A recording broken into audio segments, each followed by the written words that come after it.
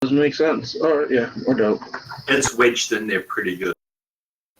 You suspect you could probably, like, if you were to hack the arm off, you could definitely pull out, like, the arm, but as for the rest of the torso, you might need to do some excavating. But, yeah, the arm doesn't seem to react to your... It's, like, whatever is operating is definitely, like, non-operational. Yeah, she doesn't care so much about the arm in itself, so she'll leave that there. Oh, no, it'll be a good idea to have something to bring back. Did we keep any of the cores from the previous place, or was it just that one that we blew up? Didn't I cut off one of their heads? Like it says it laying on the ground somewhere? Right, you said the head landed on the rocks there again. Yep, sure. Yeah, let's grab a head. There you go. That'll sure help us get ahead later. So you have yourself... Ooh. Yes. I hope that's recorded. It is. I'm gonna listen to that So, later. so you have yourself a head.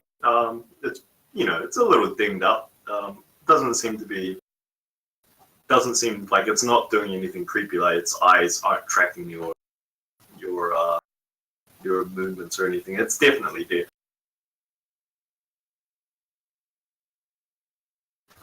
So what's the group planning on doing now? Like, what are we talking about here? What was our plan originally? Were we going to head back to the anchor? Am I imagining this? That's a good question. Oh, I'm down to do whatever. I just joined you guys, so whatever you want to do. I mean, we've got something of a reward to turn in, don't we? Esmeralda speaks up at this point, coming from behind a rock, and she's like tapping like a couple of fingers against one ear, like she's still got some sort of ring in her ear. And she says, "Well, if you guys can escort me, I think east a little bit, I think I can find my way back to the anchor. Don't get me wrong. It's been hell of a blast, haha. But it's rather dangerous out here, and I need to make my report." I say you give me one of those explodey things, and you let me go back, and I'll do like the air quotes, talk things over with those kobold bastards. Do we really want to be carrying these things around? Yes. Okay, but here, listen, I got an idea here. How about we don't do that? Because it sounds horribly fucking dangerous. It's funny that Yes, we carry them. Rex's ideas are much better than my idea. Hey? No, I'm doing a peek. Tylos, you wanna bring these things. I didn't say I wouldn't bring it. Well, talk some sense to this knucklehead. You do have the case that they came in, and like out of anything, it seems that because like the case is much bigger than these vials, right? It's like much bigger than it needs to be, and it has like these like I wouldn't call them foam cutouts. They have like insulation, like fitted cutouts, so that they can't roll around and move while inside. So you suspect as long as they're in the box and nothing catastrophic happens to the box, like you're in no danger of just accidentally setting it off just by bumping it. Okay, maybe. How about this? Here's a better counter offer. We bring it halfway. We bury it somewhere where we know where it is. We get a smaller but safer way of carrying these vials, and we come back. Actually, the box does sound like a safe way of carrying it. The box, I will say, though, the box is quite big. It's like the size of like a large like airport suitcase. So we'd need two people carrying it? Ideally, one person could carry it, but it'd be rather unwieldy. And unwieldy isn't an adjective we want to apply to a container full of devastating explosives.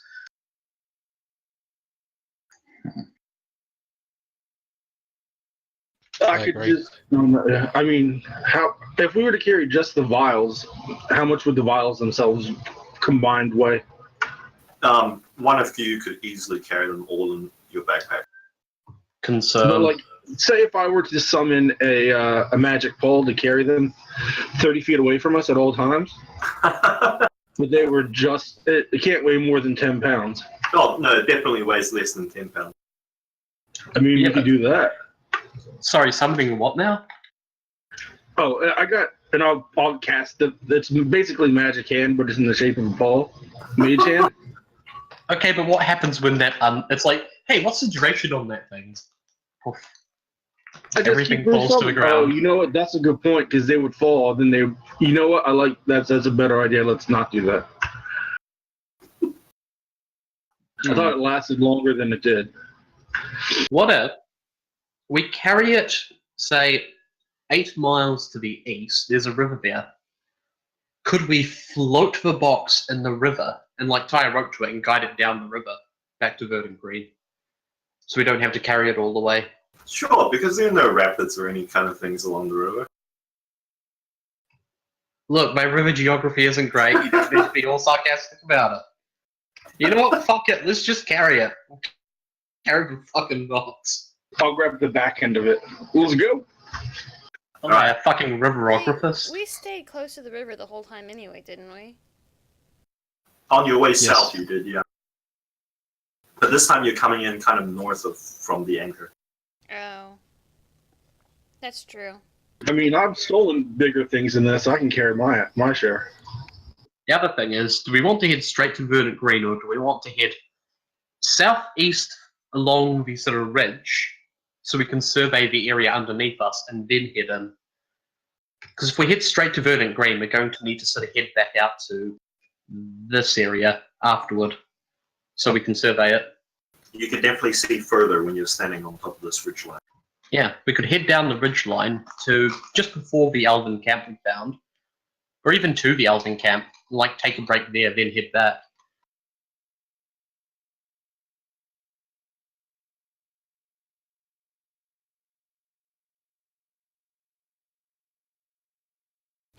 Luna is up for yeah, anything. AKA, I'm not really paying attention. I'm working on my spell list. Yep, she's leveling up to 3. Wait, did we level? You should be at 3, she just forgot. Oh, Oh, Alright, so that sounds like the plan. I don't hear anyone voicing any objections or... it's a good plan. Let's go. Sorry, it's a plan. It's a plan. Oh, I should make just a slight mention of a slight retcon in regards to one of the characters. How many of you have picked up their copy of Mordenkainen's Tome of Foes? I have. I have. Not me. Okay, so for those of you who have picked up your copy, Wait, does anybody have the digital copy? I do. Do you want me to Yeah, mine is literally the- to drop it into the OneDrive? Yeah, I think I can do that. Okay, give me a Give me a minute. second. Are you making our elf friend a certain type of elf? It is 100-something megabytes though, so if you will flip to page... Shit, what page is it up on, Pete? I can't remember.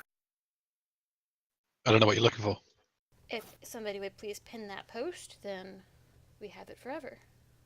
Yep, no. You're doing the Eldarin. Yeah, Who's an Eldarin? Alice. 61. I Nobody believe, is bothered the to look page. for this. no, it's 100-something. It's under the... But you're not snooty.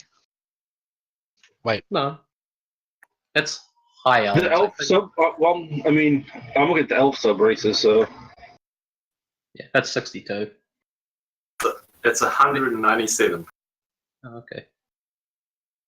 I was just looking at the racial thingy thing. oh, it's just okay. Someone's a fancy water lodger. Yeah, someone's a winter Eladrin. Yeah. I am. So I I was thought you gonna go said you through. were. Oh, Nah, you're Spring. Spring. Okay, so Spring, bro. someone's a Spring Eladrin, so there's Still also looks the same. She's been an Eladrin this whole time. Come on. yeah. I'm just saying, if you need a mental picture, it looks like that, covered in leaves. So Hell looks like she's covered in leaves. No, she's just got like, like a foresty appearance about her. I like to imagine it's like the cherry blossom. Is the cherry blossom motive? It's like an elf, right? But like they've got camo paint on. Okay.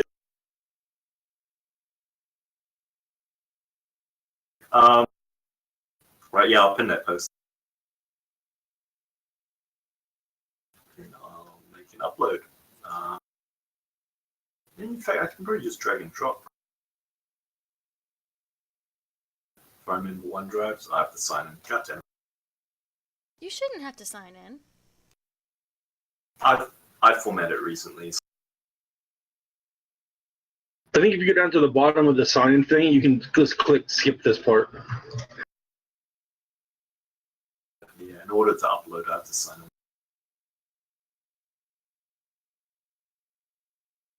Alright, okay. One item wasn't up. What? Yeah, there we go. Uploading. Alright, so, yeah, so I seem to recall some of you are actually injured, if I recall correctly. You recall correct. Yeah, Awesome. like significantly injured. Oh, well, What happened? I can do something about that. Wait, didn't we have a rest? Yeah, I'm at full health. I'm at 5 HP. Can someone remind me if you guys had a rest while waiting for them to turn? I think we did. Yeah, I think you did as well. So I guess you're at full HP then. Yeah. So are you planning? Is your plan to head down? Whoops. Well, I meant to do that. I've closed my eyes. I don't know what's happening, but I've closed my eyes. All right. She has I healing. was looking at the book, so I missed it. All right. So you're headed down this direction, yes? Yeah, it seems like it might be a good idea to maybe make up camp at the old elf camp again, Okay. and then head back to Verdant Green the next day. The camping location where everyone was murdered. Gotcha. Yeah. Okay. No sarcasm involved here, no. Let's go. Alright, so you follow it, and it's obvious, like, now that you seen them come up this way, it's up to you if you want to follow their exact trail, if you want to go, like off to the side to avoid their trail. But the constructs have made no effort whatsoever in hiding their progress. Like they've worn a very, very well worn trail, and in fact, the trail it's obvious in its way that that they've taken this trail up and down multiple times, carrying heavy loads, hauling lots of ore. I would suggest that this is probably the easiest way down there, so it's probably best to follow their track. Yeah, and in fact, I'll go ahead and see if I can spot anyone. okay, so you're basically essentially going ahead of the group like hundreds. Yeah, I'll of scout feet. it out. Yeah. Okay, roll me like a perception check and a stealth check in order to remain hidden. Yeah. So yeah, you travel for most of the day southwards towards the ridge line. I can't recall if what time it was. I think it was in the afternoon when all this went down. So like I say, you can get about halfway there. You can get to about like here. If you push it, you can get to like about 2 or 3 hours out from the Elven camp before the sun has fully gone down. So I leave it up to you when you want to stop. Here would work, Okay. because that means we still get like map coverage. So by the time you get there, it is nightfall. Like night has already fallen, and you get there without running into any additional constructs or anything. You don't catch signs of any kobolds, any such thing. By the time you've gotten there, can Luna roll me a 1d20? Everyone. No, just Luna. Oh god. So surprisingly, maybe it's because. Why are you rolling hell? I thought you said everyone. No, I said just Luna. I really misheard that statement. Wow. Yeah. Anyway, so maybe it's because this area has been churned up so much. By the time you get there, so during your trip there on the way, one of your forest friends comes back with a single strawberry and offers it to you, Luna. Oh, that's sweet.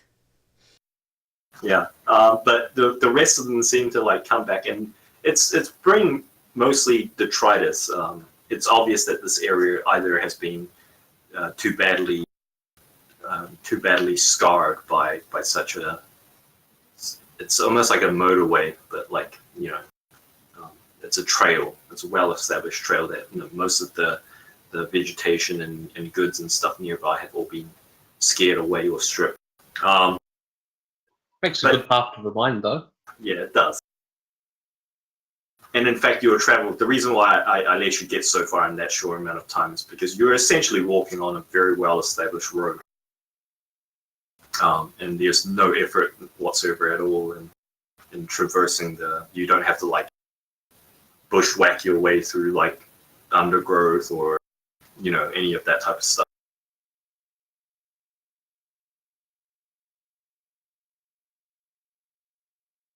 All right, so I assume, Hal, you're doing your thing of setting up a fortified bush camp. Okay, roll me a survival check.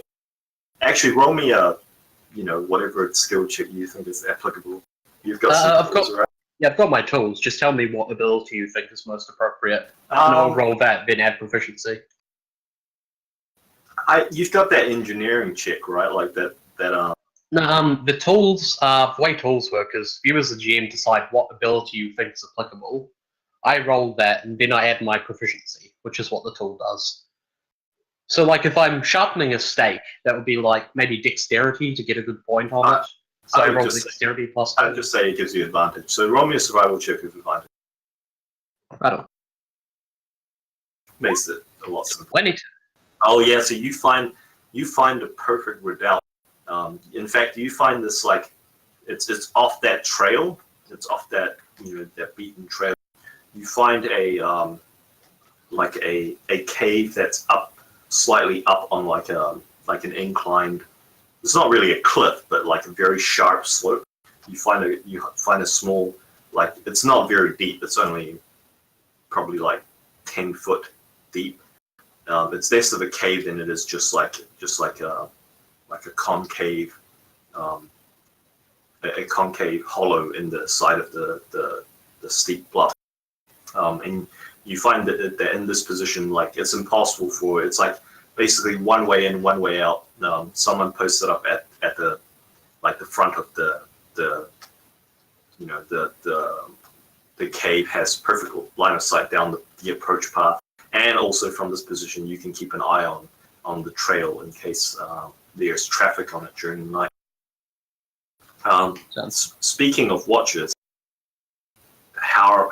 in what order are you guys taking your watches?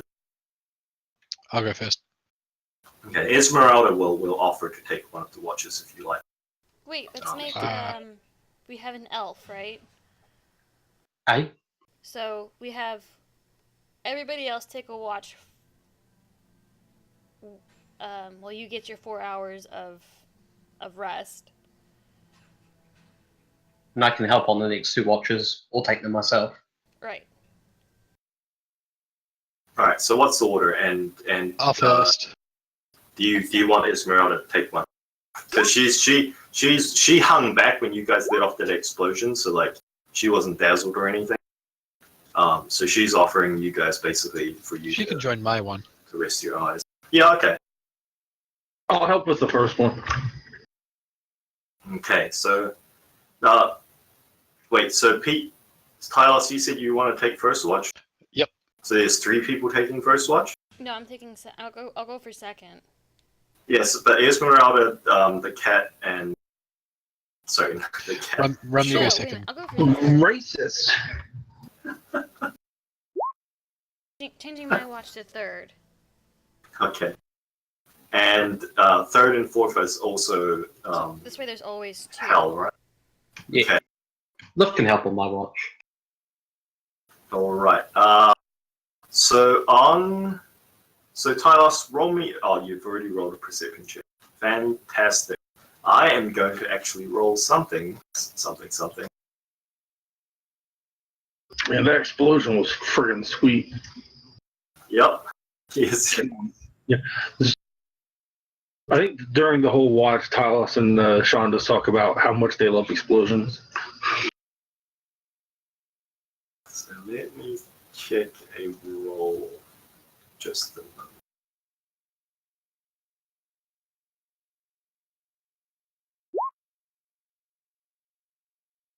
Okay. And it was just Talos and Esmeralda on the first watch. You were taking the second watch, Yep. right? Yep. Okay, so yeah, during the first watch, you don't spot any signs of like traffic on the trail or anything. At some point, you hear far off in the actually, I don't know how far. Far off in the north-ish direction, you hear the sounds of what sounds like two wolf packs having a brawl. You initially hear them kind of like in two separate directions, and at some point there's a merger, and there's like the sounds of like yelping and howling in the distance, far enough away that that you don't think they would be of any threat, or at least it would be a long time before they could get here. But otherwise, apart from that, your shift passes, for lack of a better word, uneventfully, as much as we hate that word. Two groups of mutts beating each other up. Music to my ears. Yep. So second watch, Luna and Sean. No, I'm third. Oh, you're third. It's, Okay, so Sean. No, it's the elf as well. Hey, I'm on third and fourth. Oh, okay. Yeah. So I believe the elf has a name. I can't remember who plays what now. Jesus. I'm sorry. So whoever's taking second watch, roll me a. Okay, Sean, roll me a perception check.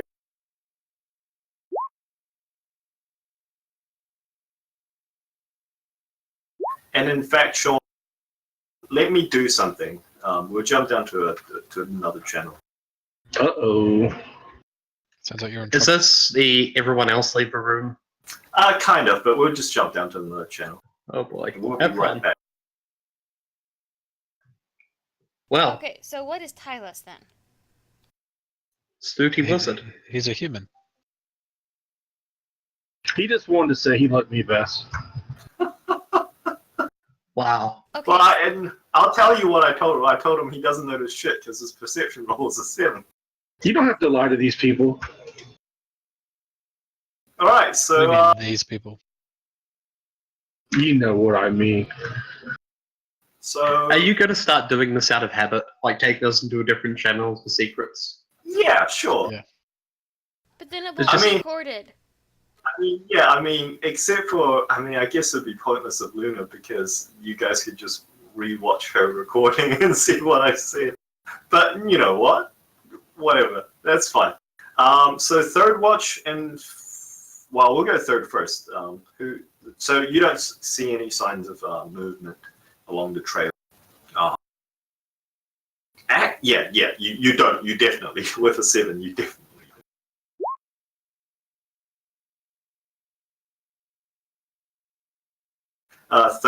Third watch. That's me. And me. Oh yeah, that's right. I was going to roll for Esmeralda. Oh no, actually, Esmeralda's gone to sleep for the second one, so never mind.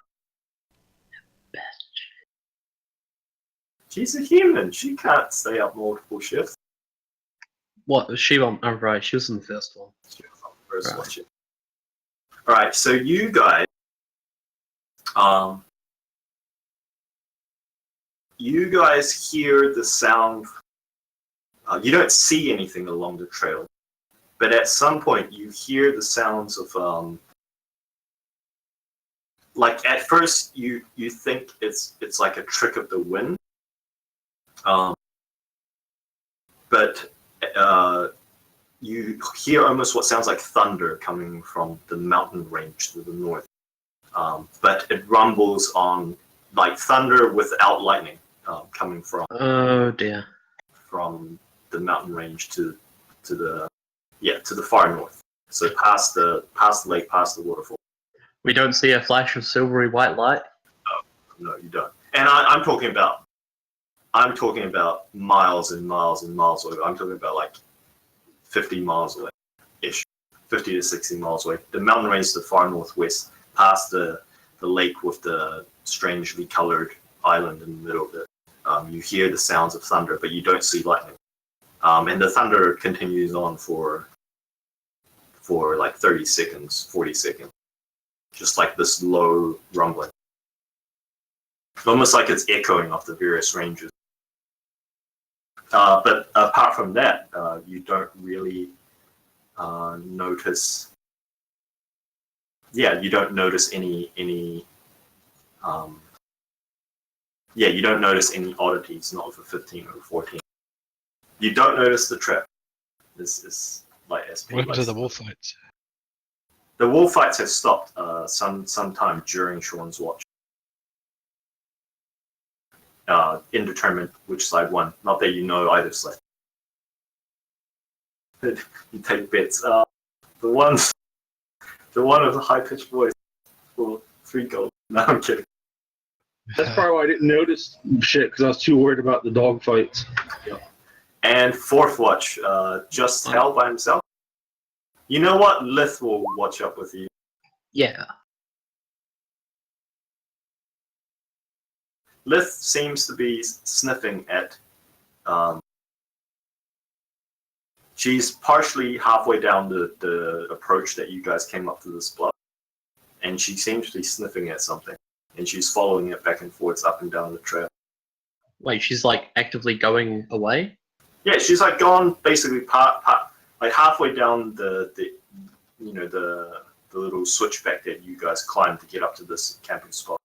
And you can see her kind of sniffing at the ground, and then she like follows it down a little bit, and then turns back around and like follows whatever she's sniffing back up to in your direction. So she's gone a small distance to where I can see even coming back. Yeah, you can see her the entire time she's doing this. Like I said, Yeah, how far away is she moving? Like, I don't want to move too far from the camp. like 60, 70 feet.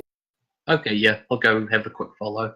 Okay. Checking over, she's going to check over her shoulder occasionally. Yeah, Make sure yeah. that I'm sneaking into the camp to assassinate people.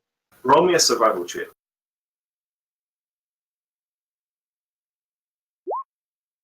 Wow.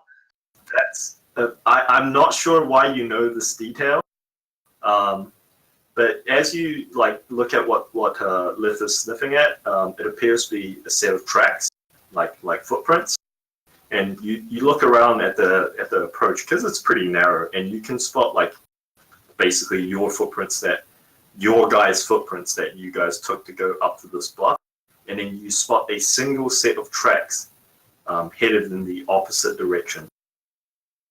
With my nat 20 on the survival check, can I smell an elf on the footprints? You do not smell an elf on the footprints, but with your natural 20 survival check, you can see that the footprints are identical to one of your parties, because you can see that on the way up, there's an identical set of footprints. Are they Sean's footprints? Is it Sean? I think Sean is Sean wearing shoes. Is he? No, he would be wearing. He just. You know what? No, he wouldn't. Fuck it, because he's got foot paddings and they're quieter. They are not Sean's. Like Sean has pretty distinctive footprints. These are booted footprints. Well, they're not going to be Hell's, because Hell has very distinct footprints. Given the springy boots. Are they? Do they look like Esmeralda's boots? They could be. Yeah, I want to head back to the camp and sort of doing my wee watch, but I want to take a look around at everyone's footwear. Okay. Try and visually match them. So you don't match any of the footwears, but that's because it's obvious who walked off. Esmeralda's gone. Oh. Okay. Which way do the footprints go? Do they lead in a direction? So if you exit the approach that you guys took to get up to this bluff, they look like they've headed east. Is everything still in the camp? I'm going to make sure she hasn't stolen. I know she wanted to leave and get back. Maybe she was in a rush. I want to make sure she didn't steal something. Okay, so what belongings are you checking? Because like I get Well, hypothetically you have access to your own belongings, but I'm not sure about everyone else's. yeah, I want to have a look at the crate first. Okay, the crate appears to be intact. Like nothing's wrong with it. Like you open up, still 9 vials. Nothing has been added or taken away. Is the tuning fork still on my person? The tuning fork is still on your person, yes. See, the problem is I don't know what everyone else carried, so I can't really... Yeah, it'll be checking the crate and checking her own possessions. Otherwise, she's not going to know what's missing, what isn't. Okay. Do you wake the others up? No. Okay. Alright, so I assume you wait until morning, basically, until your shift is over and everyone gets up. Do you tell them once everyone is getting up? Yeah, I'm going to tell them then, but like, it's probably a bad idea to wake them up to be like, hey, Esmeralda's gone. So yeah, you guys wake up in the morning. Hal informs you that at some time during the night, Esmeralda snuck off and headed back east towards, in the direction of Verdant Green Anchor. Shit. Isn't that where we were going to go anyway? Yeah, that's where. She's going without us. Sean's going to instantly panic for a second, reach down and check his pocket, and then he's going to feel his ball of yarn still there, and if it is, he's going to let out a sigh of relief. Yep, it's still there. Hell chicks. Is he still wearing pants? Yeah, sure. I mean, do you sleep with or without pants on? I guess is the question. I have a silk suit that I sleep in. Okay, so you're With a tie. wearing whatever you were wearing when you went to bed. Let's put it that way. I look dashing. Even with my bed hair. So, do you guys want to take an inventory to see if anything is missing from the camp? Yes. Yes. Okay. Someone can roll me an investigation check at advantage because I assume the I'll rest do of you that. are helping. I have investigation 3. Yours is probably higher. I've got 6. Go for it. Okay, so there's something obviously missing. Anything that you recovered from the Windshore party is missing.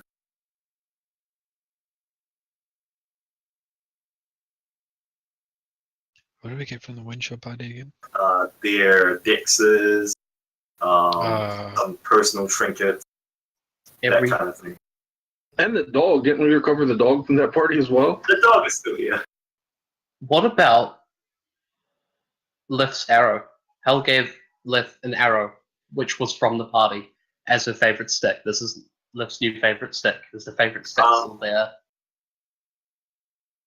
I don't think Lith would be carrying it with her like the entire time because like she would have to. Dogs don't have pockets, so like she would assume one of you to be carrying it. She would assume you to be carrying it, Hal. It's still there, yeah. Right. The main things that are missing of immediate note is any kind of personal effects that could be identifiable, as well as the dexes are gone. We leave now. Luckily for you, you had already transferred off what is available to siphon off on the dexes. Otherwise, I'd be deducting some glimmers from you at the moment. Yeah. Okay. Al's going to suggest we head to Verdant Green immediately. What if we can catch her? Probably not. She does have at least a couple of hours head start. Yeah, we're still leaving immediately. Fuck it. Immediately leave. Okay. So Luna's like, I could possibly catch her, but I'd be leaving and traveling really fast. Go on Mind then. you, this is like the 3-foot person saying this. I believe in you, Luna. Hal appears conflicted. Like the not sure if we should, not sure if we shouldn't. Conflicted.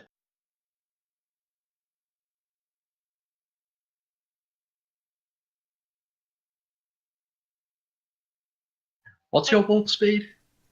Uh,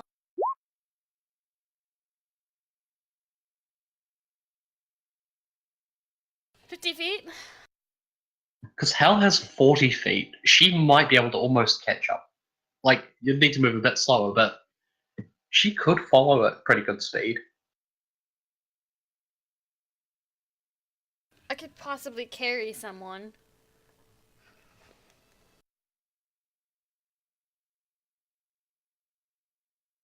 I'm sure. Do I we- mean, Do we want to You split the think- party to try and chase after her? does it matter? I mean, if she took stuff that, I mean, I don't know. I wasn't She's here for when you gonna guys claim found the me. reward. There's a reward for finding out what happened to the party. She's taken everything we have to identify it. Yeah. She's trying to nick the reward. That's a big What a reward. bitch. So, do we chase after her? Yes. Okay, so I shapeshift. You to take the safest path you can back to Verdant Green. Does Me and anybody Luna are have gonna a run light after spell? her. A what? A light spell? We've got magic glow sticks. So nobody What has purpose? the cantrip light. Because For what? So if I carry a stick or something with a spell on it, then I can use it as a flashlight to follow the tracks. Yeah. Hell breaks out one of her wee glow sticks. You know, like torches in the setting. Yep. Glow sticks. I don't have anything like that, so sorry. Hell has glow sticks. It's okay. Yeah. Do we know if these explosive things have any actual value? Like, if we were to sell these things? They create fuck off big explosions. They have to have some value. Yeah, they definitely have some value to someone. Although it's possible in order to move them, you may have to go, let's say, slightly more illegitimate sources. I have no problem with that. I'll find those people when I get there. I'm just knowing, is it smarter to when we get? Do we know how much the reward is for this party? 1,000 glimmers? Yes, 1,000 glimmers to bring back proof of the location and what happened to the Ventura party. Well, we already have pictures, so that's proof enough. But Yeah. we need their personal effects. Yeah, we want to stop them anyway. Okay. Stop her anyway. Yeah, well, we got the mutt theirs as well. So I mean, I'm here to do whatever. If we can get more Okay, currency for the Helen explosives. Hal unfolds map, and she points out the track because we took a track just to the south of us. This is a track we've already gone along, so we have some details on it. You should be able to find a safe route through there. Luna and I can chase after her. Yeah.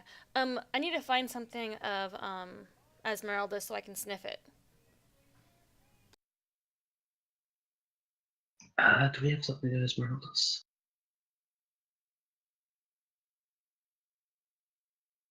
I don't think we do. No, I mean, I didn't even know the broad, so You can search around the camp if Yeah, actually, sometime I'll be the dire wolf. I have everybody sent here, so the scent that doesn't belong, I'll follow. Hey, Rum, can you roll me a 1d20 for reasons? no. Okay. I was gonna just give it to you, but This week, my Because- dice rolls and everything have been just garbage. because you rolled a nat 1, something about the way Sean said that rings hollow to you guys. Wait, we don't have anything about Esmeraldas or what? Well, I won't repeat what he said if you guys don't remember what he said just 4 seconds Yeah. ago. Please do that. I'm confused. I'll leave it up to Rum if he wants to repeat what he said 4 seconds ago. He may have said, "I don't even know the broad."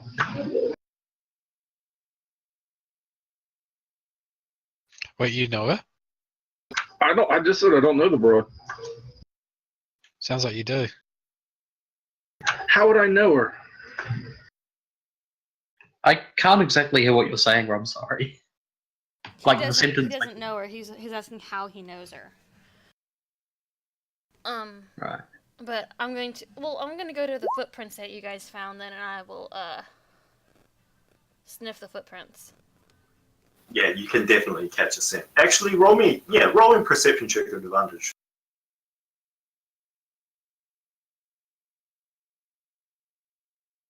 DC is 12. Yeah, you definitely catch the scent. It's fresh. You can kind of already tell in which direction it's headed off. You think you'd have no problem at all following these trails. Well, I cock my head at Lith, and I ask if she wants to join the hunt. Roll me an animal handling check at advantage to see if you can communicate to her your intention. Yeah. She wags her tail, but then she does look at it back at the rest of the party. Like, are you guys coming? I'm going to take out my whiskey and take a sip and look at Lith and try and give her some. Oh, so you'll give the mutt some whiskey, but you won't give me any. Look, are you two going to be all right following the trail back on your own? Yes or no? After this, totally fine. All right. And I hold my whiskey up. Hell jumps on Luna's back. Awesome. Let's go. I howl, and then I run off. I'll turn to Sean and be like, why can't you do that? I thought you could. Why can't I do what? How? Because I'm not a friggin' mutt. All right. So the pursuit team, you have no problem with Lith's help in a direwolf form with that good of a perception check. You have no problem at all following her trail. She's not going the way that you guys came from. You guys came from more towards the river, like towards the south. She's cutting straight east, and from your judgment, she seems to be no stranger to the woods because she's making good time. And like I said, she's gotten a couple of hours start. Now, Yeah, not as good as me. I would like for you guys to roll me a Constitution saving throw to see how well you guys can keep up, like just a relentless pursuit. Do I need to make one riding on her back? I will ask you to roll an animal handling check just to see how well you're riding a direwolf without. Yeah. So she's being a little bit like it, without like any kind of padding or saddle or any kind of thing to hold on to. It's not exactly it's not exactly the smoothest of rides. How far do you guys intend on going if you don't immediately catch her within the first, say, couple of hours? I'm gonna go all the way to Verdant Green, or until I lose her scent. Okay, so you guys get to about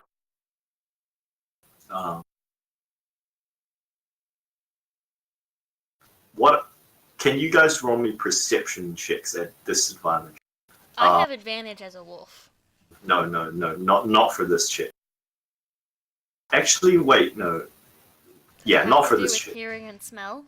It has to do with perception. At sight. Rip. God damn it, 9. Okay, so I would like for you know Lith what? needs a roll. Yep, that's right. Did I give you guys? Does Lith actually have a character sheet? Yeah, she does. I will roll for her. She has advantage. Because Doggos. No, Doggos doesn't have advantage because it's like. Lith actually, part way through, as you guys are coming across this fallen log, there's a tree that has fallen on its side and kind of like fell into the fork of another tree to form like a kind of like a triangular lean-to. And as you go to like duck underneath in between the gap, Lith actually shoulder checks you and knocks like Hal completely clean off. I look at Lith confused. I cock my head and go. She goes towards where the fork is, where the tree has fallen on the fork, and growls at something on the ground. I give it a good sniff. When you go and look at it, someone has set a snare trap. I go grab a stick and I set it off. Easily enough, yeah. You set off the snare trap. So It- she, It doesn't seem like it was intended. Like there's no sudden wall of spikes or anything that shoots up or any kind of weird thing like that. It was just intended on catching something and then hoisting it up into the air, like about 10 feet above ground, Does it with have like a this length of wireless rope and a antenna? counterweight. It does. is she nearby? Roll me a perception check. You have advantage, so 18 and 21. It doesn't sound like she's nearby. You don't hear any sounds of like footprints or anything. You guys have been kind of like going hard at it for about an hour or so. You're about I'll say about 2 hours or so. You're about halfway between here and where your campsite was and Verdant Green. Now you have a choice. You can continue following her trails. Her trail heads directly into the foothills west of Verdant Green. It may be a better idea not to go into the foothills, but because that's like difficult terrain. But it's up to you if you want to. Well, the thing is, we don't necessarily need to catch her. We just need to get to Verdant Green quickly and get up there. Oh yeah, we What can. is- Oh yes, we what can is totally this- do that. Okay, Kev, I'm imagining the elevators take an hour to go up and down, right? What is Yep. the schedule on them? Do they go up and down hourly? They go up and down hourly. So typically, so for Verdant Green, on like I believe on the even numbers they go down, and on the odd numbers they go up. Right. So we could potentially have 2 hours when she's stuck waiting. Roll me a so they take an hour to get down, and then there's less than an hour. It's like 40 something minutes to get up and down, and then there's like a 20-minute of like Right. people offloading and unloading, etc. So it could potentially be 2 hours she's stuck waiting. At the most. We just need to- Potentially. So Yeah. so Luna's dancing and she's wanting she's hopping toward Verdant Green. Fuck yeah, let's go. Okay, so I need for you guys to roll. So are you guys going not through the foothills, or are you going? You suspect it would be faster not to go through the foothills. Let's go around. Yeah, let's go around. It wouldn't be that big of a detour. Okay, so let me ask what Sean and Tylos are doing during this. It's obvious that you're not chasing after them, are you? So I'm leaving I'm obvious drinking. footprints carrying this behind. heavy ass- Happily. I'm leaving really obvious footprints behind, and if we change direction, I'm kind of dragging one foot. Oh yeah, I'm going to tell you right now. Between the speed at which you're going, like there's no way that they wouldn't be able to follow your trail. You're making zero effort whatsoever to hide your trail, so they can follow it easily. Well, I'm making it obnoxiously obvious. Just never mind. I'm not going to say anything because this is being recorded. Anyway, what is Sean and Tylos doing during this time? Like, how are you guys bringing up the rear? Walking. Yeah, I think we're just carrying that heavy ass thing of explosives. That would be a great idea because I'm sure running with a crate of what potentially is dynamite is a fantastic idea. Now, I feel like a bit of a dick at the moment. It's like, you two, wait here while we go off on an exciting chase after this person. Oh, and carry this heavy crate full of explosives. See ya. Okay. I don't think we care though. I think we're very excited to be carrying these explosives. All right, so We? You mean you? We're both carrying this heavy ass thing there, pal. roll me a Constitution saving throw, Luna, and also roll me an animal handling check, Hell. By the way, Luna, you can definitely feel like having a person riding on you is slowing you down much more than. Is it? Well, it might just be easier if she's visibly getting slowed down to just jump off and have Hal run herself. Yeah. In Because fact, she has 40 speed and 50 speed. Yeah. Yeah. in that case, then Hal, I'll allow you to retcon that, and you roll me a Constitution saving throw as well. 19. Okay, so like, are you in a bear form or are you in wolf form?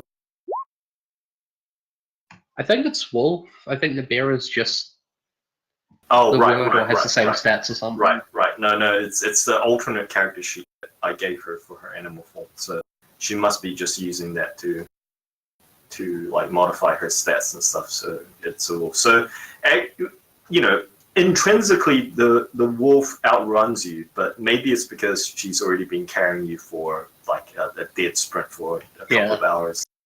You're definitely outpacing her. She's trailing behind a little bit. Actually, I should make a couple of throws for Lith as well, because Lith is not used to like just like outright sprinting. Dogs don't typically like humans are the only animals that is built for like marathon long distance running. That's why we Wolves have are such too. weird If we keep it at a pace. Yeah, you guys aren't keeping it at pace. You guys are going flat out, like as fast as you can go.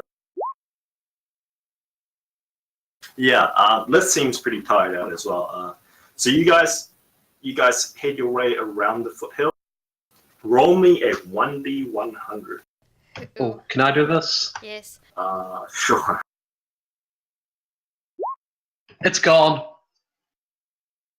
It's the meaning of life. I've had all good rolls so far until now. My blessings is gone.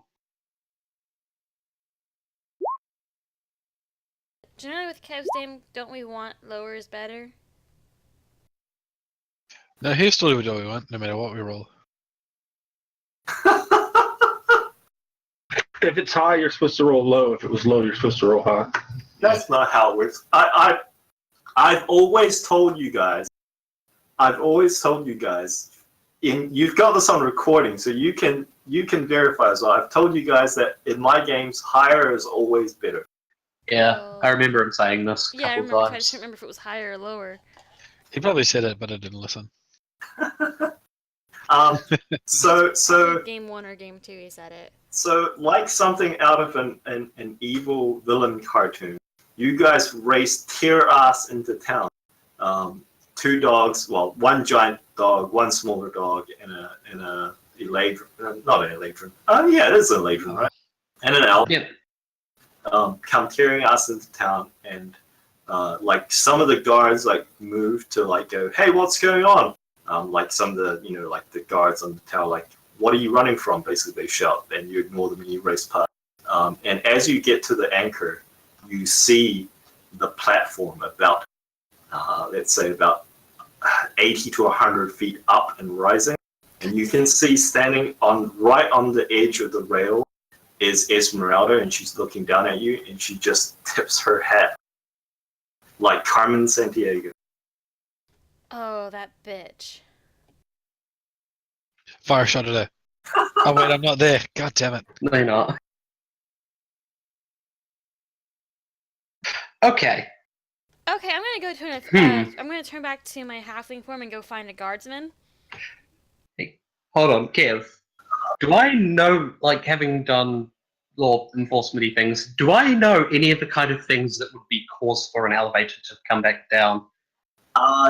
Like, not many things. And in fact, the things that would cause an elevator to be locked down or recalled, but recall typically goes back up to the Nexus, not down towards the ground. Like its default state is up in the Nexus. But typically things that would cause it to get recalled is like catastrophic, like the person who causes it is going to have a bad day. I'm going to a guardsman. I'm taking it that they have some way to communicate with the Verdant Green. You flag down like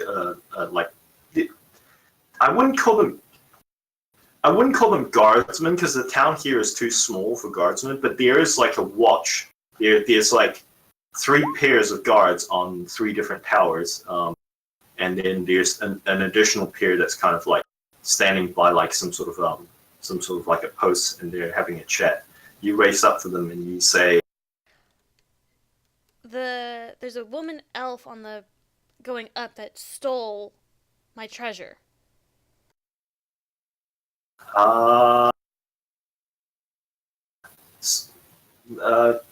sorry to hear that, Miss Diaz. It's like she's like this, like I guess like early 40s woman standing beside this dwarf with like an impressive braided beard.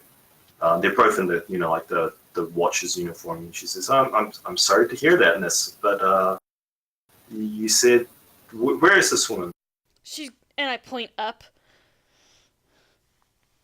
Oh, it looks like you just missed her. That's going to be an issue. Kev, I have a horrible question to ask. Yes? How big is the chain?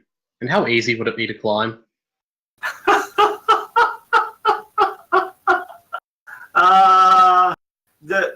So the tether itself measures at about like 2 foot across. Right. And as for climbing it, it's not impossible to climb, and it's not like trivial. At the same time, the lift is rising much faster than you can climb. Much faster. So the chain doesn't move itself, just the... No. Okay, yeah, fuck that. Right. What? Look at the chain. I was going to climb up to underneath the lift, then face it behind that bitch and punch her in the face. That would be so epic, but it'd be catastrophically disastrous if you were to halfway up like lose your. It's like you fall from. Actually, I have you on record telling me that momentum doesn't conserve through face step. But falling toward the ground, face step onto the earth. Sorted. I mean, you'd have to time it pretty well, but yeah. Yeah, okay, that's fair.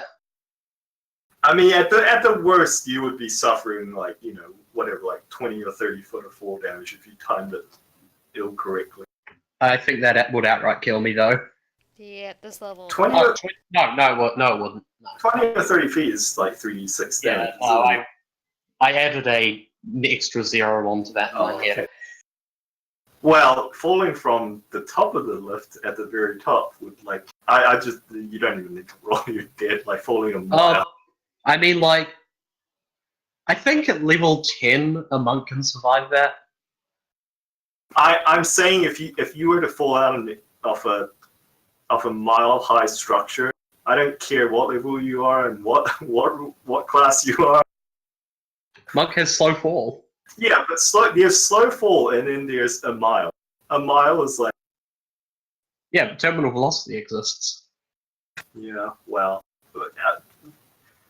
we'll speak about it when this hypothetical actually happens. That's fair enough. Yeah, so the guard constabulary. So the guardsman says, "Oh well, It's worth 1,000 glimmers."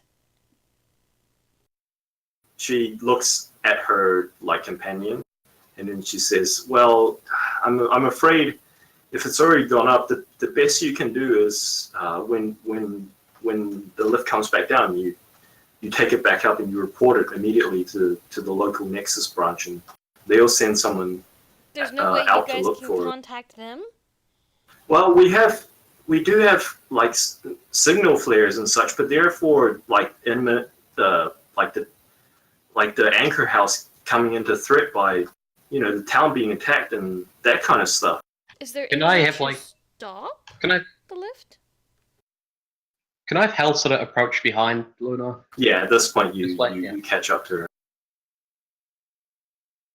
Yeah, do you say anything, Hal, or are you just catching up basically? Yeah, she's just waiting at the back for a moment. Okay, yeah, and then she says she shakes her head and she says, "No, I'm afraid the lifts the platforms pretty much don't stop for anything. They're on a very fixed schedule." I just hope she didn't take that thing with her. Oh, you mean the thing that explodes? I mean, I'm assuming she took one of them, given there are only 9 left in the crate.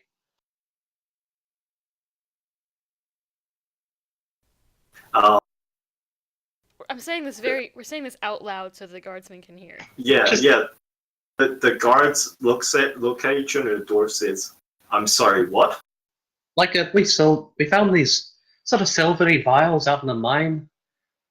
You know, I'm assuming they're explosive. They had an explodey symbol on them. Roll me a He was deception. traveling with us for a while. Roll me a deception check. With my +0. Am I getting help on this? I'd say, wow.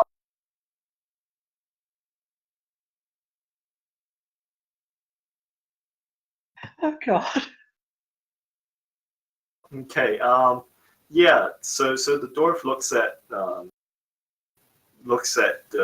guardswoman, and he says to her, he like growls, not growls, but like, you know, in a really gruff voice says, "This sounds like trouble." And the captain of the watch. I'm not saying she must have it, but like There's a we had chance she- some, and now there's one left. Maybe she's buried it somewhere. Maybe she has it with her. Look, all right. And she says, I don't want you to stop it. Like if she doesn't have anything, I'm not sure. You know, Tylos, you missed a hell of a situation. What happened? explodey things. Yeah, Kev, keep you doing your thing. yeah. So the captain of the watch nods to you and says, "I'll send Sergeant Steelfork here up with you when the lift comes back down, and you should report this directly to the Nexus branch, and they'll assemble a squad to investigate this woman immediately. Do you have? Hey," and she kind of looks towards the sergeant, and then she looks back to you, and she says, "Out of curiosity, could you describe this woman?" Female elf. Help. Was she though? Esmeralda is Yeah. a female We elf. describe her. Fuck it. No, No, come on. Esmeralda was a Stop. female.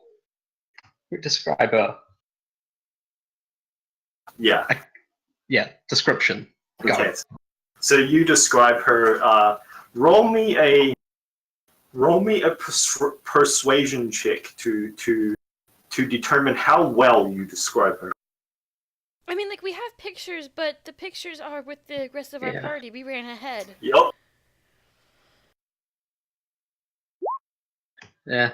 While you guys are carrying along this crate full of explosives that you just told the guard about. I'm assuming there's proper protocol for transferring explosives. I figured we would just bury it somewhere outside of Verdant Green so we knew where it was. Okay. So I'm going to roll something.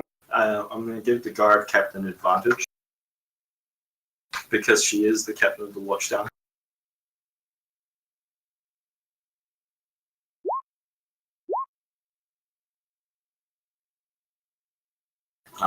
She looks at, she glances towards the sergeant, and as you're describing Esmeralda, and the sergeant kind of gruffly says,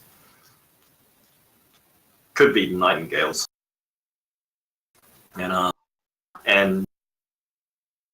the guard captain kind of like spits off to one side as if to remove a bad taste from her mouth. And she says, "Yeah, Ems is always up to no good. Tell you what, yes, like I said, Sergeant Steelbeard will accompany you guys up, and we'll put in a report immediately, and we'll see if we can expedite." What exactly did they steal from you? It's a wee silvery vial of something. I'm assuming it goes boom. Explosive. We found it in the mine. Well, it wasn't just the explosive. She stole proof of finding. Yeah. Right, we were out looking for that elf adventuring party that went. Oh, you found the Windshores. Al turns around and shows off the quiver. Did she steal the quiver? You did steal the quiver, yeah. That bitch. No. You still got the quiver. Yeah. Okay. Yeah, she shows off the quiver. Took everything except this. This was still on me. Right, it's the quiver of it's a magic quiver basically. Yeah, unfortunately, the magic quiver doesn't have the Windshore Company logo on it. It's like a magical item.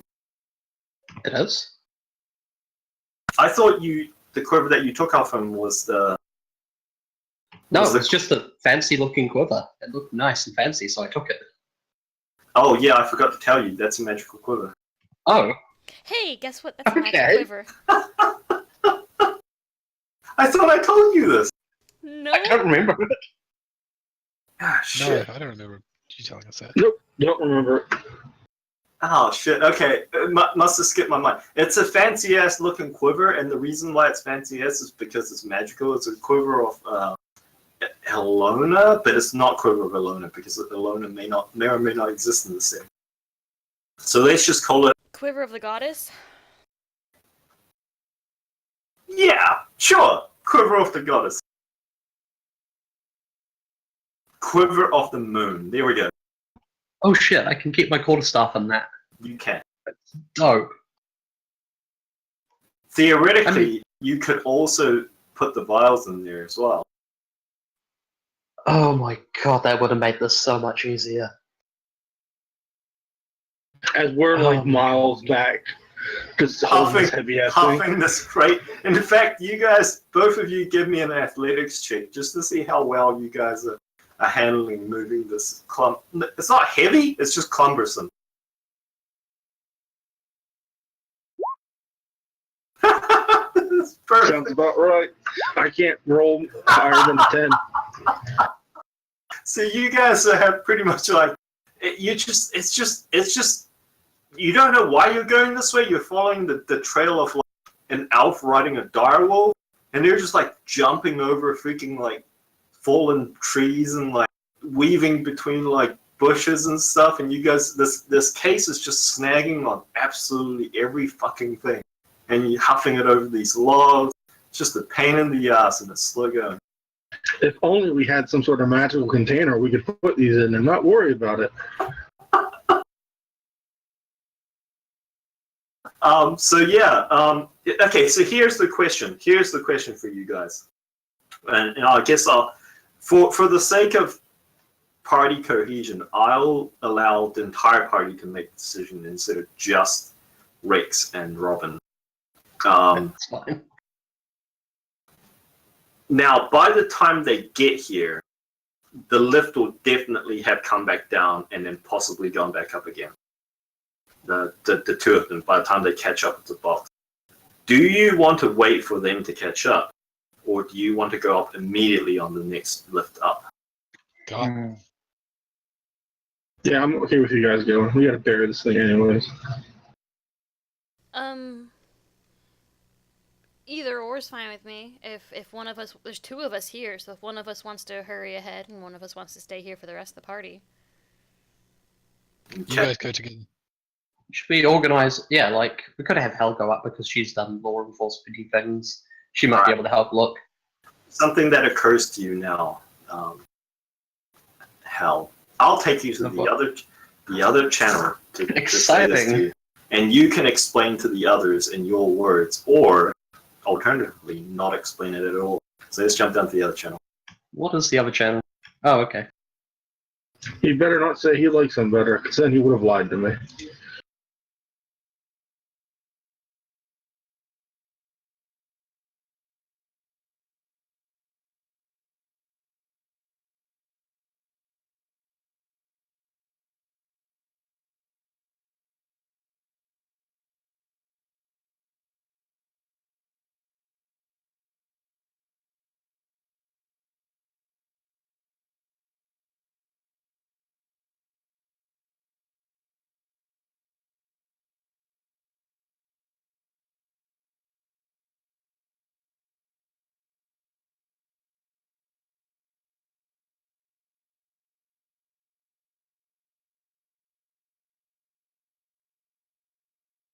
Sounds like a long conversation.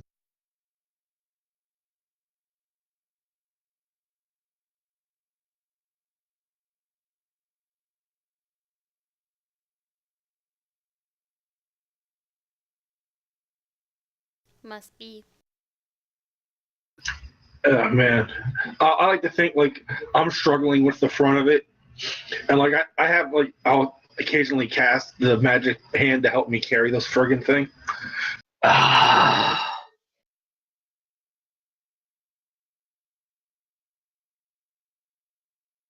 Kev, for future reference, please tell me these kinds of things in advance.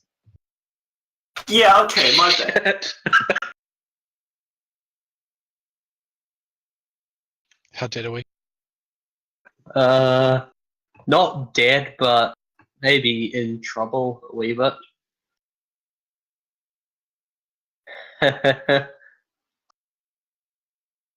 God, what? I mean, to be fair, Luna was the one who was doing all the talking, so like she didn't know about any of this. Yeah, but the bullshit about the vial was me. That was my plan. That was the thing I started.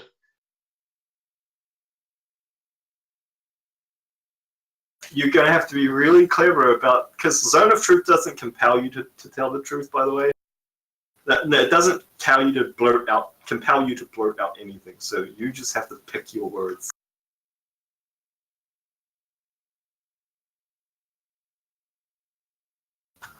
So how do you explain this to Luna, giving her a heads up, or do you do so at all? Yeah, a heads up is gonna be good here. Yeah. So crime reports are made inside a zone of truth, which I know now. Bugger. And you currently have to explain this fact to Luna, who may or may not know. In fact, no, Luna doesn't know this because she's never reported or committed a crime. So, well, maybe that's another story. No, don't tell me anything. Seriously, don't. Because as far as I know, I'm telling the truth. I didn't check the explosion box. So the truth as I know it is there's one missing, and Esmeralda may have it. That's my truth is she may have Can I make a general intelligence check to see if I can work out that Luna doesn't know these things? Like, it's a very good idea, but I'm not sure if I would come up with it. So the part about how there's 9 left she would definitely be able to say in the Zone of Truth. But the part about Esmeralda may have it definitely would not work because she knows that when it was used. So she knows that like Esmeralda didn't use it. Oh, I didn't know how many we had to begin with. So I think the party would have made clear that there's 10 by now, and that you guys have 9 left. Yeah, unless you told me you were purposely not like listening to the party chat. Okay. It's Luna. Seriously, I'm playing her like Harry Potter Luna, so she may or may not know. Okay.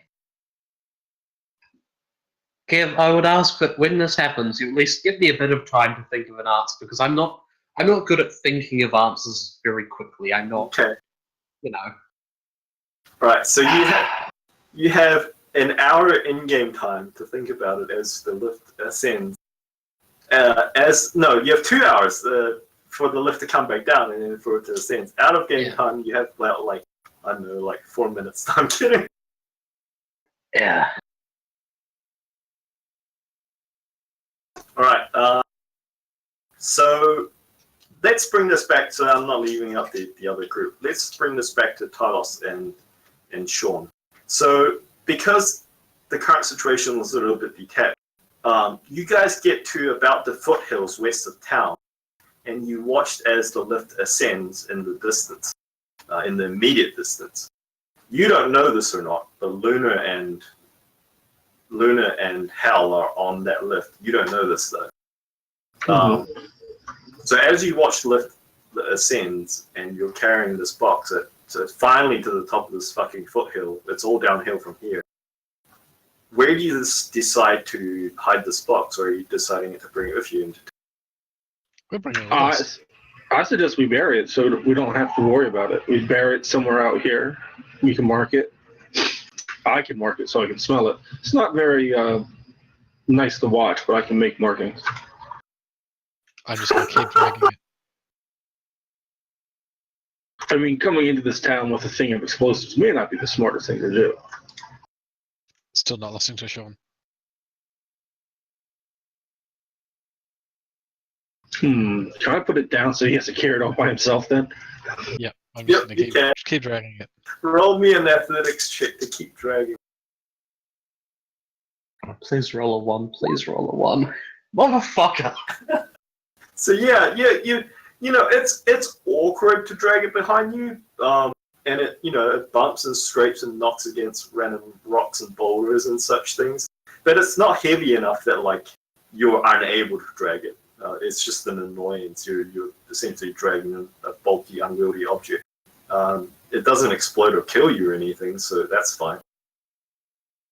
You drag it in. You come into town with a cat person, with a tiny cat person following you, dragging a big footlocker. I'm drinking while I'm doing this. When we get to town, I'm just going to go to the little tavern thing and get my own alcohol. Okay. Danny greets you quite effusively, and he says, "Ah, Sean, you made it back." Yeah, cold suck. I need a lot of White Russians and keep them coming. Yeah, he serves them up to you, and he says, "You're quite lucky. We got one in. We got a fresh batch in just before the blockade and shifting sands came into effect." Oh man, I need that milk. You know me. So he begins to pour you out a generous sum. Sean, where are you going with the case? Trying to go nowhere with the case. Sorry, my bad. I'm just Carlos, where gonna, are I'm just you gonna going wait with for the the case? ele- just gonna stand in front of the elevator, looking really grumpy and pretty drunk. Roll me a Constitution saving throw, just to see how drunk. Yes, so pretty Sorry. drunk. Flaring everything. You've got, for some reason, for whatever reason, you've got like a 15-foot radius around you where there's just clear space. For whatever reason. So the lift hits the top of the stuff. People start disembarking. Sergeant Steelfork kind of gestures for you guys to head towards this nearest, quite impressive edifice of a building, Greco-Roman in style. And he says, come on, this way. Let's do this. And he heads in that direction.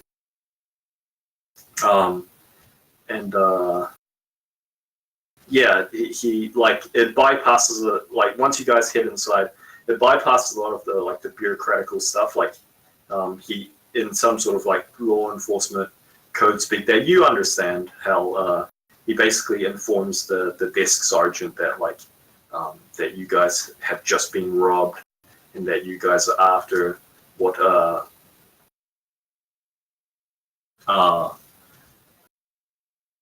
you guys are after who they think is a nightingale. Is the term that he uses.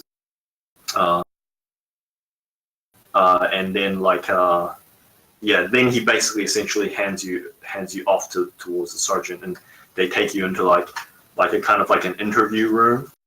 The pair of you, they don't split you up, and another person comes in who's possibly some sort of clerk or something. And he says, "Right, I need you to make a statement. Have you guys made statements before? Are you familiar with the process?" Nope, never taken one. Wait, is Luna coming in too? Yes. Yeah, Luna's coming in with you as well. Oh, I thought I was going to do it on my own. They usually if you're a suspect they split you up, but because you guys are the victims supposedly, they're allowing you to basically make the report together.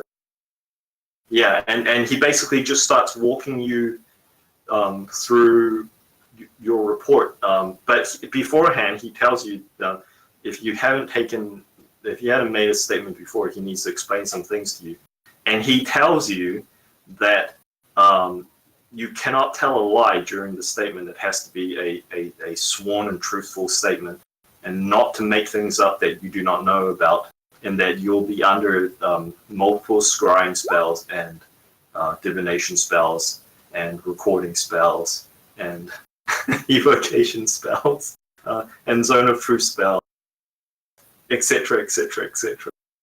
That's a Do lot you of understand? spells to waste. I actually say that out loud. That's a lot of spells to waste, but okay. And he says it's important for the law that this way we can get out we can make sure that the various enforcers and stuff don't have to double guess who's the guilty party and who's the belligerent. And so he activates a single rod. He takes from his from a case, and he takes a single rod, which shouldn't, for all intents and purposes, according to the laws of physics, shouldn't be able to stand up on its own and from like tip to tip. But he places it upright on the table, and it just sits there upright. It's almost like balancing a pencil on the tip, but it just manages to upright. And I would like actually, you know what? If you intend on lying or attempting to brute force this zone of truth spell, as well as the various other spells, I would like for you to roll me a charisma saving throw. Otherwise, don't worry about it. I'll put it this way, Kev. I don't intend on saying words that are untrue. Okay. But you would like the option to do so. Is what you're saying. You would like to resist being no, I would like to try and talk. Domination. Well, it's less of a domination, as in like the spell either catches you in its effects or it doesn't. If you intend on bypassing the spell whatsoever, you need to roll a save. I'll say exactly what I plan on doing. I plan on trying to avoid lying without saying any more than necessary. Okay. All right. Well, we'll roll a saving throw if I feel like you were edging into. Yeah. Well, you could just roll one for me. I've got I think a plus charisma save. I've got a plus. Yeah. 0. Actually, you know what? For the sake of it, both of you roll me a charisma saving throw. I could just have you to roll a hidden one. That way I can, because if I roll one, I'll know beforehand if I lie, if I'll fail or not. That's a good point. I'll roll one for both of you if you want. Yeah. So I've got a plus 0. It's a straight d20. Is this how you roll it? I think it's /G and roll, right? I think so. I just do talk to myself and then do it. Did you guys see that? I don't think so. Yeah. No. Yeah. Okay. Yeah, fuck you. I mean, Luna's was... Oh, no, she's got a 0 as well. Never mind. Okay, so... so he starts to walk you through it, and oddly enough, there's very little prompting. Like almost as if Sergeant Steelfork hasn't told very much to him, and he asks you, what was stolen? How do you guys respond? Okay, so first of all, Hel wants to tell the story about, how they found the elves. Because she wants to give some credence to her story of, we found these people. And I'll also mention that it's on the guild picture thingy. I never remember what it's called. Yeah. And then Hal will say, I've been in these situations before, and I don't want to say what I did and didn't see. I can only tell you what I did and didn't see. When we found the crate full of explosives, there were 10 in there. I went to sleep one night, wake up the next morning, Esmeralda was gone. That's the name she gave us anyway. Looked in the crate, there were only 9 in there. Okay. Okay. Yeah. So you notice that the rod, which is a silver rod that he placed on there, flickers and turns like a little bit of a grayer hue. But otherwise, and you would know that this means that it detects some not lying, but like it's not lying and it's not untruth, but it's like a gray area, like it's open to interpretation basically. It seems to have no, it's open for nuance is essentially what that means. And he does probe like a little bit, and he says so wait, so you guys found the Windshore party, and then where did these explosives come from? We found a mine off to the sort of northwestish. I mean, you can understand if I don't want to go into too much detail because claimants and all that. Yeah, understood. But you did mark it down with a surveyor, right? Yes. As long as you've handed that in, you do have the surveyor's rights to it, so you don't really need to necessarily worry about claim jumpers. I assure you, I will not go around spreading the word of I mean, these interviews are confidential after all. I understand, but Right. I understand Yes. that we went out and found this adventuring company, and someone tried to steal that from us. So, I mean, I feel like I'm understandably wary, you know. And you said that she stole one of these explosives, as well as the accoutrements of the Windshore Company. I didn't see her steal it, but it was there one day. It was gone the next morning when I woke up. Okay, there's like a flicker from the rod, and I will roll a check to see if this clerk Isaacs, who introduced himself as Isaac, catches. Well, what the fuck just happened? That was a D201. That's not the correct roll. And that's not the correct roll either, because that's a fucking dirt. Can we take that one? No, because it's a 1d1. Oh, So okay. he doesn't seem to notice the flicker. For a second, for like a quarter of a second, the rod flickered from like a grayish silver color to a yellow amber color, and then back. But he doesn't catch sight of that. He turns towards you, Luna, and says, "And you, miss, your role in all of this?" I'm part of the same party as he is, but I Fucking may be she, small, Jesus. but I'm one of the fastest people too. Fucking she, yeah. Yeah. And she says, and did you could you describe this Esmeralda? Did you happen to see her make off with these items? I didn't. She was asleep. But I have an ability that lets me turn into an animal. And I was tracking her, and she beat us here just by minutes, it seems. Yeah, and in fact, at this point, there's a knock on the door, and someone else, like this youngish looking, it's clearly a guard, clearly a watchman, like she's wearing like basically a uniform. Like this person that's interviewing you is probably like the equivalent in our work to like a detective or something, because they're in civvies. And then she comes and hands him a note. And he reads off something and nods to her, and she closes the door and exits. And then she says, "Yeah, I'm afraid I have some bad news for you. As you said, it's this Esmeralda that you described handed in the claim for the Windshore Company find. That bitch. About an hour before you, no, about 2 hours before you arrived. Sorry, about an hour before you arrived. Well, we were stuck down there. She was heading up, but we have photographic proof that we found it." And she says, and he says, "Well, I'm afraid this is where it gets a little bit complicated. I mean, I already know what's going to happen here.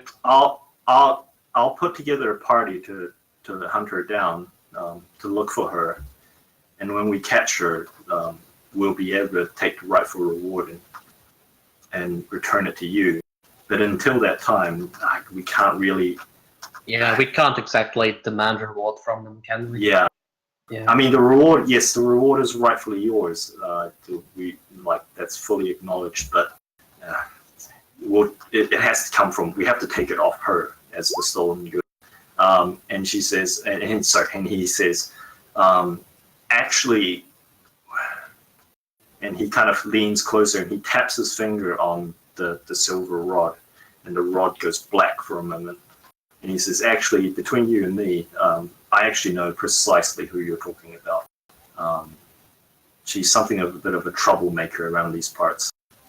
But we've it's the good point is we've actually never had anything to kind of like send someone after her before. She's always managed to skirt the law. This is the first time we've had someone report about it. So in fact, you have done us a bit of a favor. Tell you what, Hey? I can forward your group like a finder's fee? reward for, let's call it a finder's fee, a citizen's report fee for let's call it 300 glimmers. Does that sound good to you? I'm hardly going to turn you down, am I? Yeah, and then he says, and yes, we'll catch up to her eventually, but when they do, you'll get the reward forwarded to your company. Would you like to forward it to yourselves or I assume your company, right? Send to this company.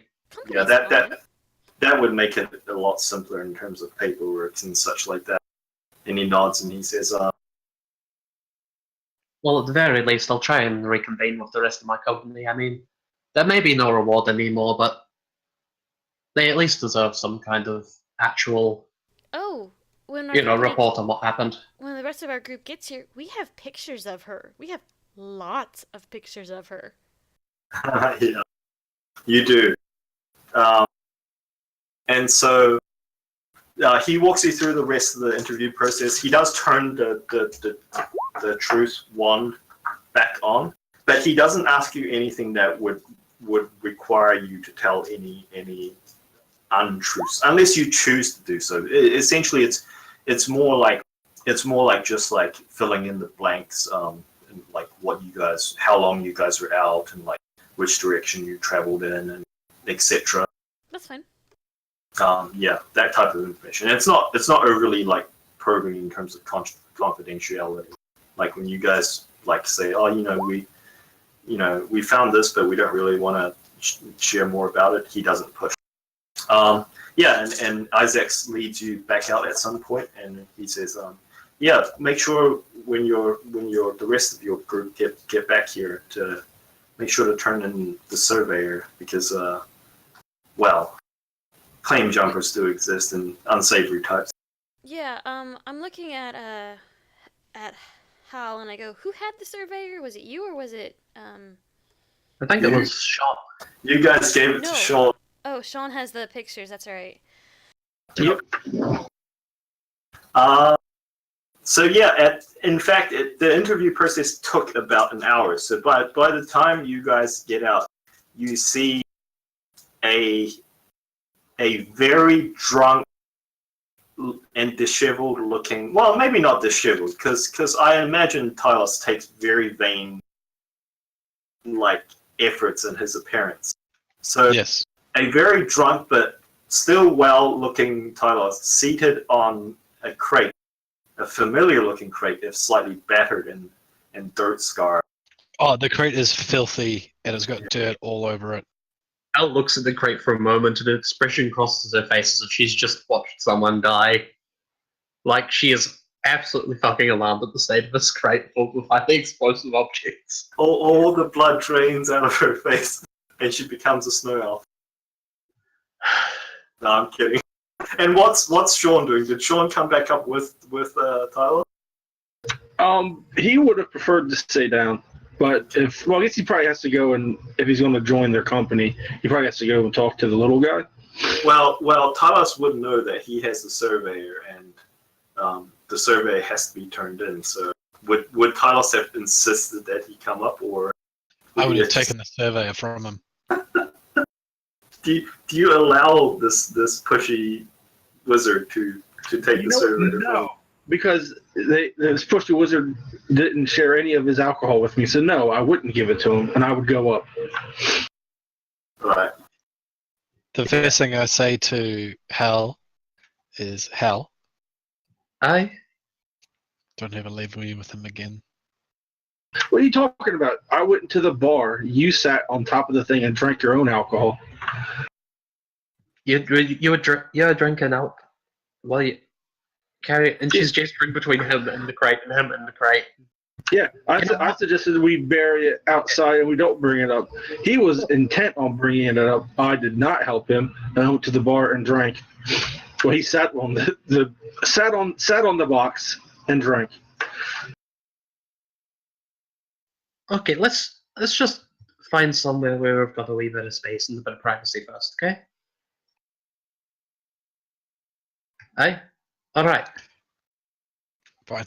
We'll look for a place that has a bit of privacy. Like, not so much immediately around the where the platform docks in the Nexus, because that's quite a busy. It's literally the busiest part of town. But about a block away, you can find some sort of like some side passage or something. Right. I'm going to transfer the fucking vials into the fucking quiver, which I wish I knew was fucking magical, because Jesus, that would have saved us some trouble.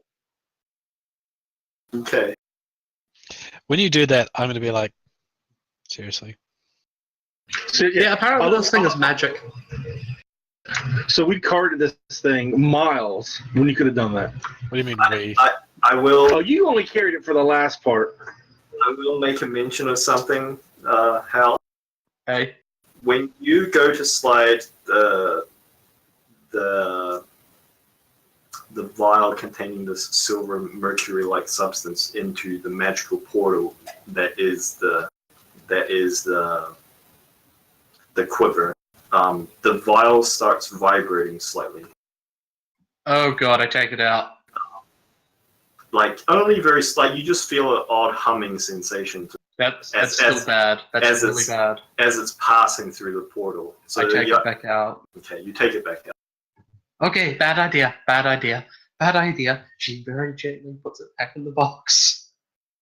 Yeah, I will tell you that it did partially pass through the portal already. So if something catastrophic were to happen because of the interactions of the map, but there's clearly an interaction. In fact, Talos, you could roll me an Arcana check to see if you can understand what's happening. Would it be a disadvantage because I'm drunk? Yeah, definitely.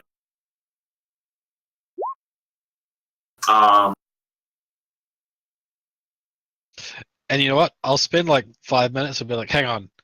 No. Let me do that again. And we'll roll again. Silas is not allowed to hold on to one at the moment. You suspect that Hal might either be drunk or need a drink. I'm just going to hand Hal my whiskey. How about no? I'm sharing, aren't I? Not right now. Sean is so pissed off at the moment. He shares alcohol with He everyone. doesn't care. He's got his own alcohol now that has milk in it, so he's happy. That being said, the moment we leave this area, actually probably right when we came up, I would cast Mask of Many Face on myself because I'm a lock to make me look like I'm a dwarf. Okay. We don't recognize you now. I would have came up and I would have told you guys it was me. We see this dwarf walk up, we don't fucking think any of it until we suddenly hear elevation. Yeah, Motherfucker. This is why I've been drinking. Shut up, Falchion. He's not in town. Yeah, I forgot to mention this entire time. Falchion is a chatty catty. Why do you think I've been drinking the entire trip? Yep. Explosion. And the thing is, I have not said a single word to Falchion at all. He seems to talk less to you directly, but it's mostly towards Sean. Anyway, so let me ask you this question. Do you intend on taking the surveyor to the Nexus branch, or No. do you intend on taking the box to your company, the outreach? I'm just going to start dragging the box to the company. We're going to the company because we want to take the surveyor to, I can't even remember his name first, our employer, Okay. associate guy. So, Also, I want to make sure we haven't taken any pictures of the explosion before we show that to them. oh, I absolutely did. yeah. So we need to like take those ones off and then bring over like, you know, it's reasonable enough that we don't want to show you photos of everything, you know, documentation. So we bring everything which looks relevant to just Esmeralda. And get that. I love having effectively given you guys a camera, because you will document like absolutely every fucking thing, including all the crimes you commit. Yep. It's like in Memento, Leonard taking a photo of himself after he shot his friend. This is no crime to blow up things in the wild like that. It's the Wild West out there. Yeah. He's right. It's not a crime. Yeah, but it doesn't align with, like, because Helen's going to explain what she said to the guys. Like, she's got the story that one of them went missing, so we don't want to talk about, hey, we threw one into the mine and shot it, and it was fucking cool. We don't want to say that. I'm gonna Well, go to Sean and we'll ask him if we can borrow the picture camera, whatever we want to call it. Well, we're going to turn it in, right? Not to the police, no, not them, not those ales, to the guys paying. Yeah. So do we Yeah, want then to go to our employer next? So you return back to the shop without incident. I would like for one of you to roll me a 1d20. I refuse to. And someone else roll me a 1d100. I refuse to do that as well. I'll do the 100. Someone else do the No, I 20. did the 100. You motherfucker. Fine, I'll do the 20. That's pretty good, actually. That's my old football number. Okay, that's pretty good. Okay. So you actually find that the shop is already already opened. As in, like, the door is already open, and you can see through the doorway that Mr. Fitzgerald is speaking with two tallish gentlemen. One looks like an elf, one looks like a half elf, and so he's speaking with these two, but these two appear to be having a rather heated conversation amongst themselves, while Mr. Fitzgerald is kind of like a third party, third wheel, I guess. No, third party. Do I recognize any of these two lads? I turn into a cat and I go ahead and walk right in and hop on Mr. Fitzgerald. I feel like I should take offense to that, but I'm not going to. Can I also go back to the academy at some point? As long as you don't bring the box with you. To the I've still got the academy. box. The academy is about I'd say about 20 districts from here. 20 enclaves from here, I mean. So 20 miles? Yeah, so 20 miles essentially. That's Although fine. obviously you're traveling in the city, so it'd take you like half a day basically, or maybe a quarter of a day. That's fine. Unfortunately for you, and I think I've already expressed Here's this a to you. blockade. Yeah, at the moment, the district, the enclave, two enclaves over, the one opposite Deep Blue, is currently in some sort of a lockdown at the moment because of escaped prisoners. Can I get a message to somebody? There are like essentially messenger services, yeah, but some of them have the same restrictions as well. Like the only ones that you know of that could get a message to the academy are actually like magical spells, like sending and stuff like that. Actually, that must be really disconcerting. Like, having a conversation with someone telepathically, you cross over into the next, enclave, and suddenly you're cut off until the person Yeah. walks 3 steps forward. Yeah, precisely. Although Because you're suddenly on the other side of a planet. sound carries through, but magic does not.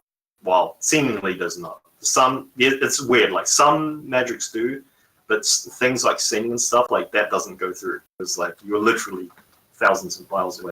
So what am I hearing between the three? So the half elf is accusing the elf of deliberately doing something, and the elf is very disdainfully saying that his clan has no motivations in such a absurd in an absurd action. And the half elf is like, nonsense. You've been wanting the Western Quadrant ever since whatever fucking event, some name that you've never heard.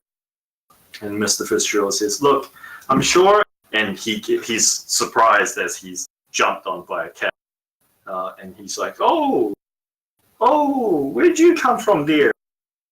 And he kind of reaches down to like pet you, as a surprise, and then he momentarily looks back up and he says to the two gentlemen, "Look, I'm sure that they'll be back any day now. They've already been out for like almost a week, and I think their schedule was that they were going to be out for about a week before returning. Oh, here, look, there's them now." And he points out the door. Well, actually, there's two of them. I'm not sure who that guy is, and he points towards Sean. The dwarf. Yeah, the dwarf.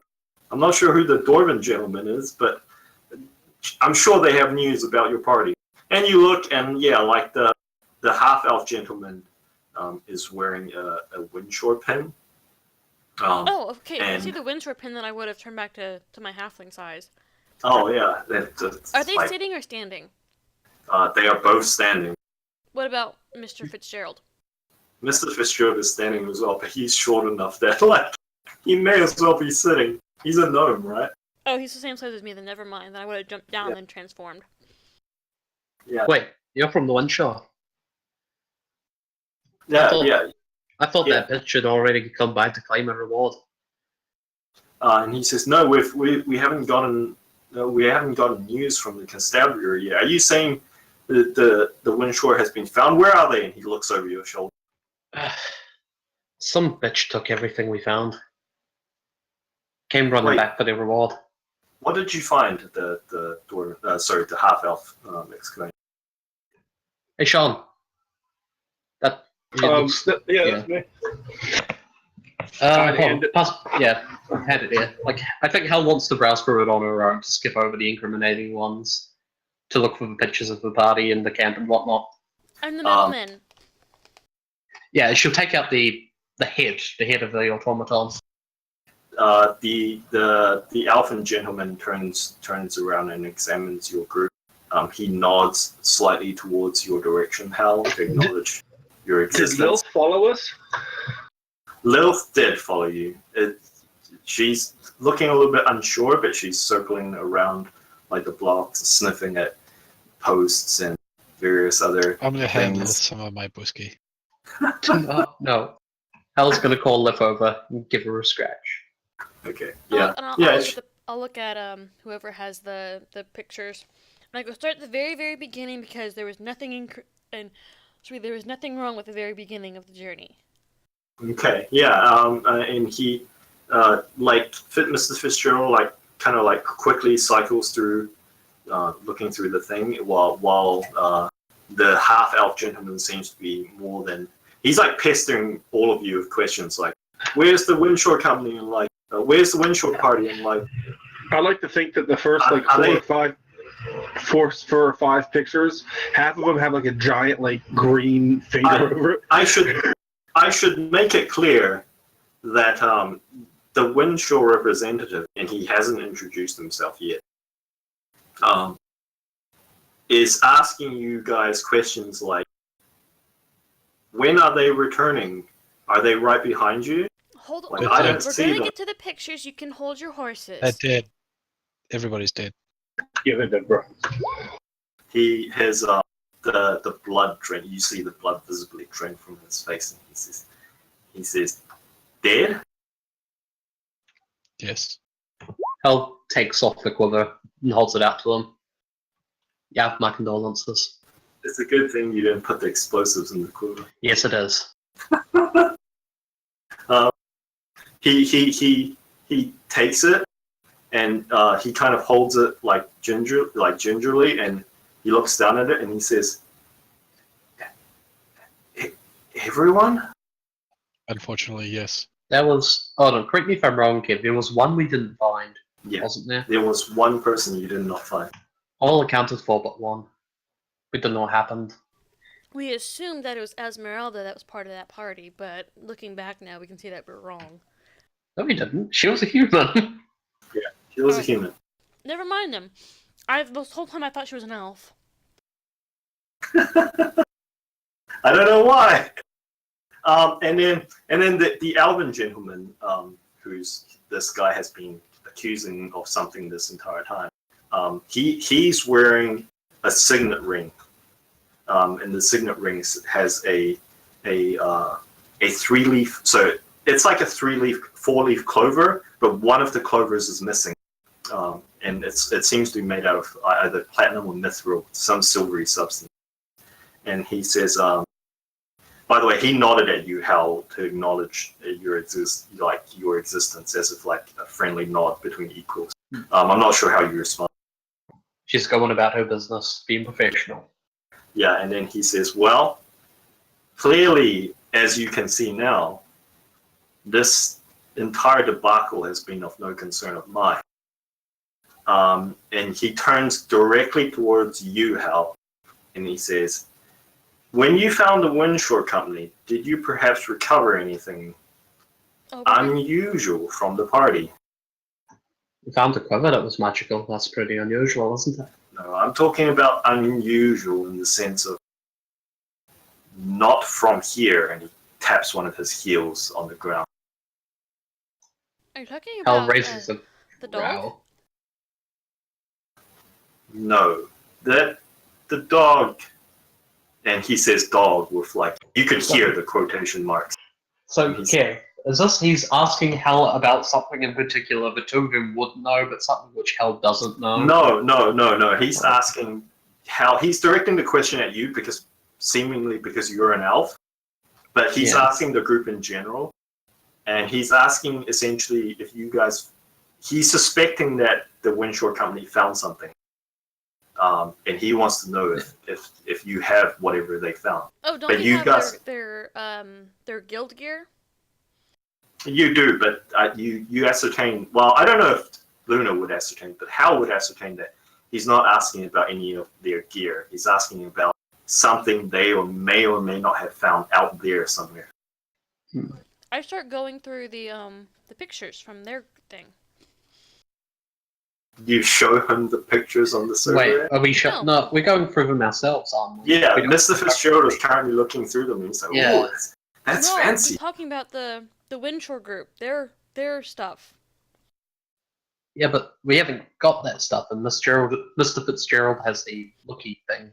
You don't have any of the Windshore people's stuff except for the quiver.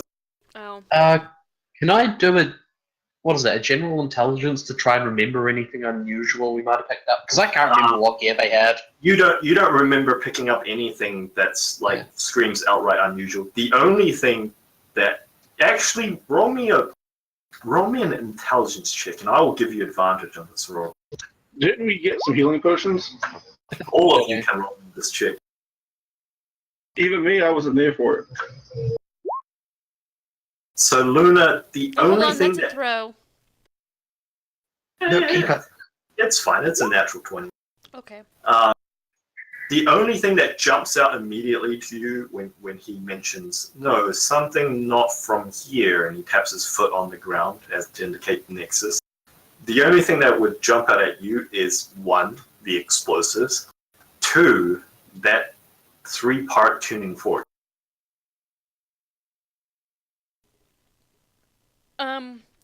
Do I know where they stashed that tuning fork? Where if Hal or Tyler stashed it?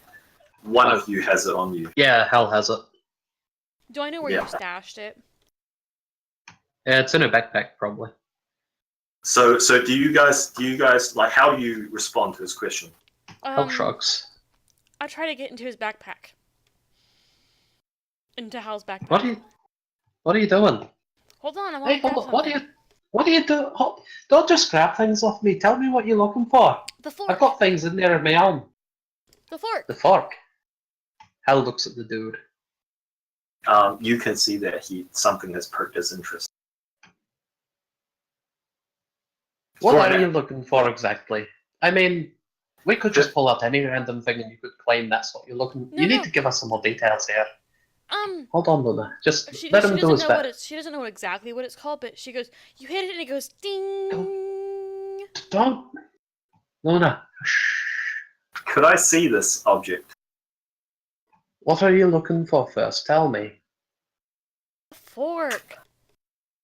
I am no. looking for. Well, it is difficult to say. I'm looking for a relic from a past age. Oh, it's Yeah, ours but you now. know what it look. Can we all just stop for a second? What are you looking for exactly? If we've got it, we'll show you. But how would you even know it's what you're looking for? Do you know the shape of it? Do you know the function of it? Yes, I've seen it before. And what's it look like? He narrows his eye. Look, we're going to be going back out there. If we find it, we'll bring it back because you clearly have an interest in it.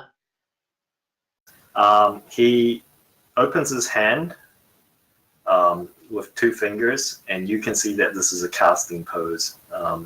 Like palm up. Sorry, Tylos, you can see that this is a casting pose. Although one unfamiliar to you, like you don't recognize the style. And he looks to be he's about to one hand cast something. How do you respond to that, Tylos? Already a firebolt in case he. Actually, no. You know what? I'm just gonna sit there and say, really loudly, "What are you casting right there?" Like really loud. He glances towards you, Hal and steps in toward him. there's this look of disdain, like fucking human wizard. Hal steps right up into him in his face. Is there a problem? He lifts his hand up, and on the tip of his finger is a 2-inch version of the key that you have in your backpack, but it's clearly an illusion. Like you can see partially through it. And he says, "This object, did you find it?" Aye. It's mine. Hal steps. Just hold on a second, Luna. Hal steps back and fishes it out. May I examine it? As long as you don't nick it and run. Sure. I will not abscond with it. I'll stand by the door. Okay. Yeah, he picks it up and he flicks it with a finger. He picks it out of one hand and he flicks it with the other finger, with the other hand rather, and there's that 3-part pitch tone. And he kind of turns it left and then turns it right, and he says, "Curious that it survived this long." And he hands it back to you. And he says, "Are you capable of keeping this object safe?" Well, as you've seen in the last couple of minutes, I don't exactly plan on showing it to every Tom and Harry, do I? He glances towards Mr. Fitzgerald, and then he says, and he pauses for a moment, and then he says, "Mr. Fitzgerald," and he says, "Mr. Fitzgerald, I may hire your services and the services of your group in the short or immediate future. Would that be amenable to you?" And Mr. Fitzgerald gives a rather formal bow, and he doesn't respond like audibly. And the elf nods, and he says, he turns towards you, Hal, and says, I appreciate your vigilance. You should be aware that that object is worth more to me than your entire company is worth. I shall have further use of you and yours, but for now, I have others that I must speak to. Yeah, what do you say? If it's so important to you, why do you want us to hang on to it? Because, and he gestures towards the direction that Sandy Shores is. That Shifting Sands is. Because you're rather hard to get to at the moment. And trust me, if the word gets out that this object is What in your object? possession, yes. I looked confused for a moment. For the first time, you see him. You see his blank, like poker face. There's a small tick at the corner of his mouth, and he says, "Precisely." And he reaches up his hand to snap his fingers, and you can see again that it's a casting pose. Talos, do you do anything? No. Okay, he snaps his hands and he disappears. And there's I checked to make sure the key is still with us. like an inrush of air, like from a pop, as if something just vacated that space. I need to learn that spell. That seems like a super convenient spell. Things just got really interesting. And I Mr. Fitzgerald says, "Let's out of breath," and he says, "I'm really sorry for your loss. Are you staying at the local?" And the half elf interrupts him by nodding and says, "Yeah, look, I'm truly thankful for you, for your work. Here," and he hands you back the quiver, Hal. And he says, "Thank you for bringing word. I have letters to write," and he looks visibly deflated, there's like him and Fitzgerald go off to the side a little bit, and there's like a brief conversation of basically them signing off. Basically, the half elf gentleman looks ready to leave. Kev, can I try something just while they're having a quick talk? Sure. Does Mr. Fitzgerald door have an obvious lock on it? Yes. I want to close the door, lock it, and then tap the lock with a fork. Okay. The fork rings, but the lock still remains locked. There's one Actually, hypothesis. Wait, what? No, it does remain locked. Yeah. Okay, out of character, I'm really curious now, but one hypothesis busted. She unlocks it and opens it again. Yeah, and you overhear that. Actually, no. Roll me a perception. Right.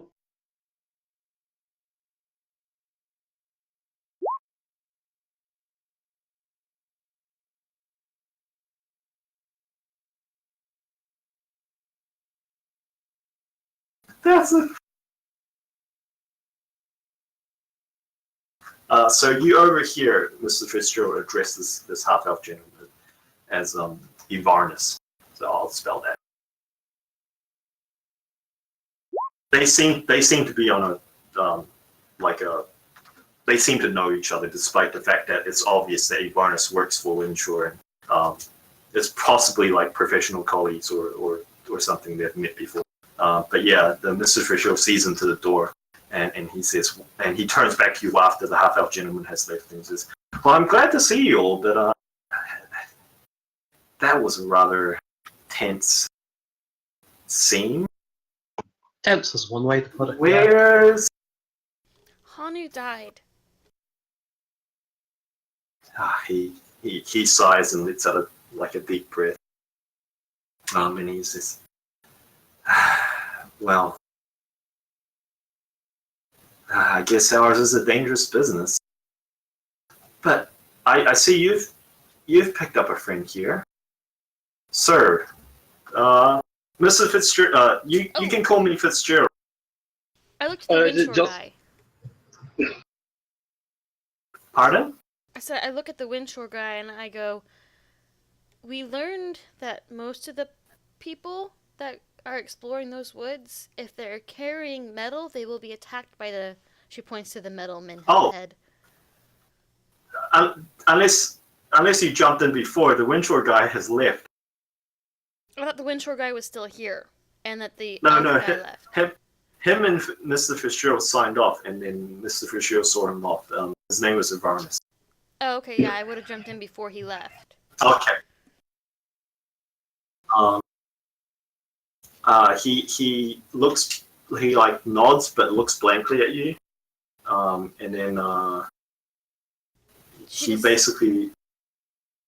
She says this so that if he sends out any more parties or anything else, that they are well aware of the metal men. He gives you like a smile, but you can see that the smile doesn't reach his eyes. I Like give him a hug. it's. Yeah. No. Yeah. So yeah, he seems to appreciate your hug, and he says to you, "We don't have any other expeditions in this area. I wish you good luck with your business, but I'll be heading back up branch when the blockade is lifted." We will try on our journeys to find your last missing member, but we can't make any guarantees. Shut up, Sean. Yeah, Shut up, Sean in the Sean. background. Interruption. Yeah, no. If I notice that once the Windshore guy leaves and it's just us and him, I'll drop the door for him. Oh, and yeah, Mr. Fitzgerald starts and he says, "Whoa, wow! Well, pleased to meet you. Your name, sir?" Oh, I'm Sean. Don't talk to that. And then the moment I say Sean, I'm assuming Falshon starts talking, and that's Falshon. And he greets Falshon like he would greet a person, by the way. And Falshon seems, Falshon says, "Appreciation." And he glances towards you, Talos, and says, Are you alright, Mr. Talos? Need He's- to find a drink. I'm out of alcohol. He's apparently not a cat person. He's a bit of a dickhead. And So- he says to you, Talos, check the kitchen, third cupboard on the right. Thank you, Please Kyle. don't enable him. I'm gonna go to the kitchen. Third cupboard on the right. He says to Mr. Fisher grins at you, Talos, and says, "Look, I think we should all have a drink to Honu nonetheless."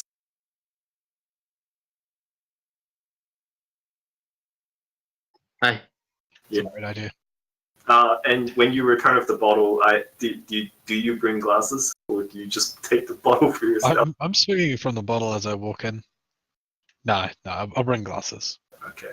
So yeah, he gives a short toast to the memory of Honu, and he asks you how you guys basically what you did with Honu, like what rites you performed, etc.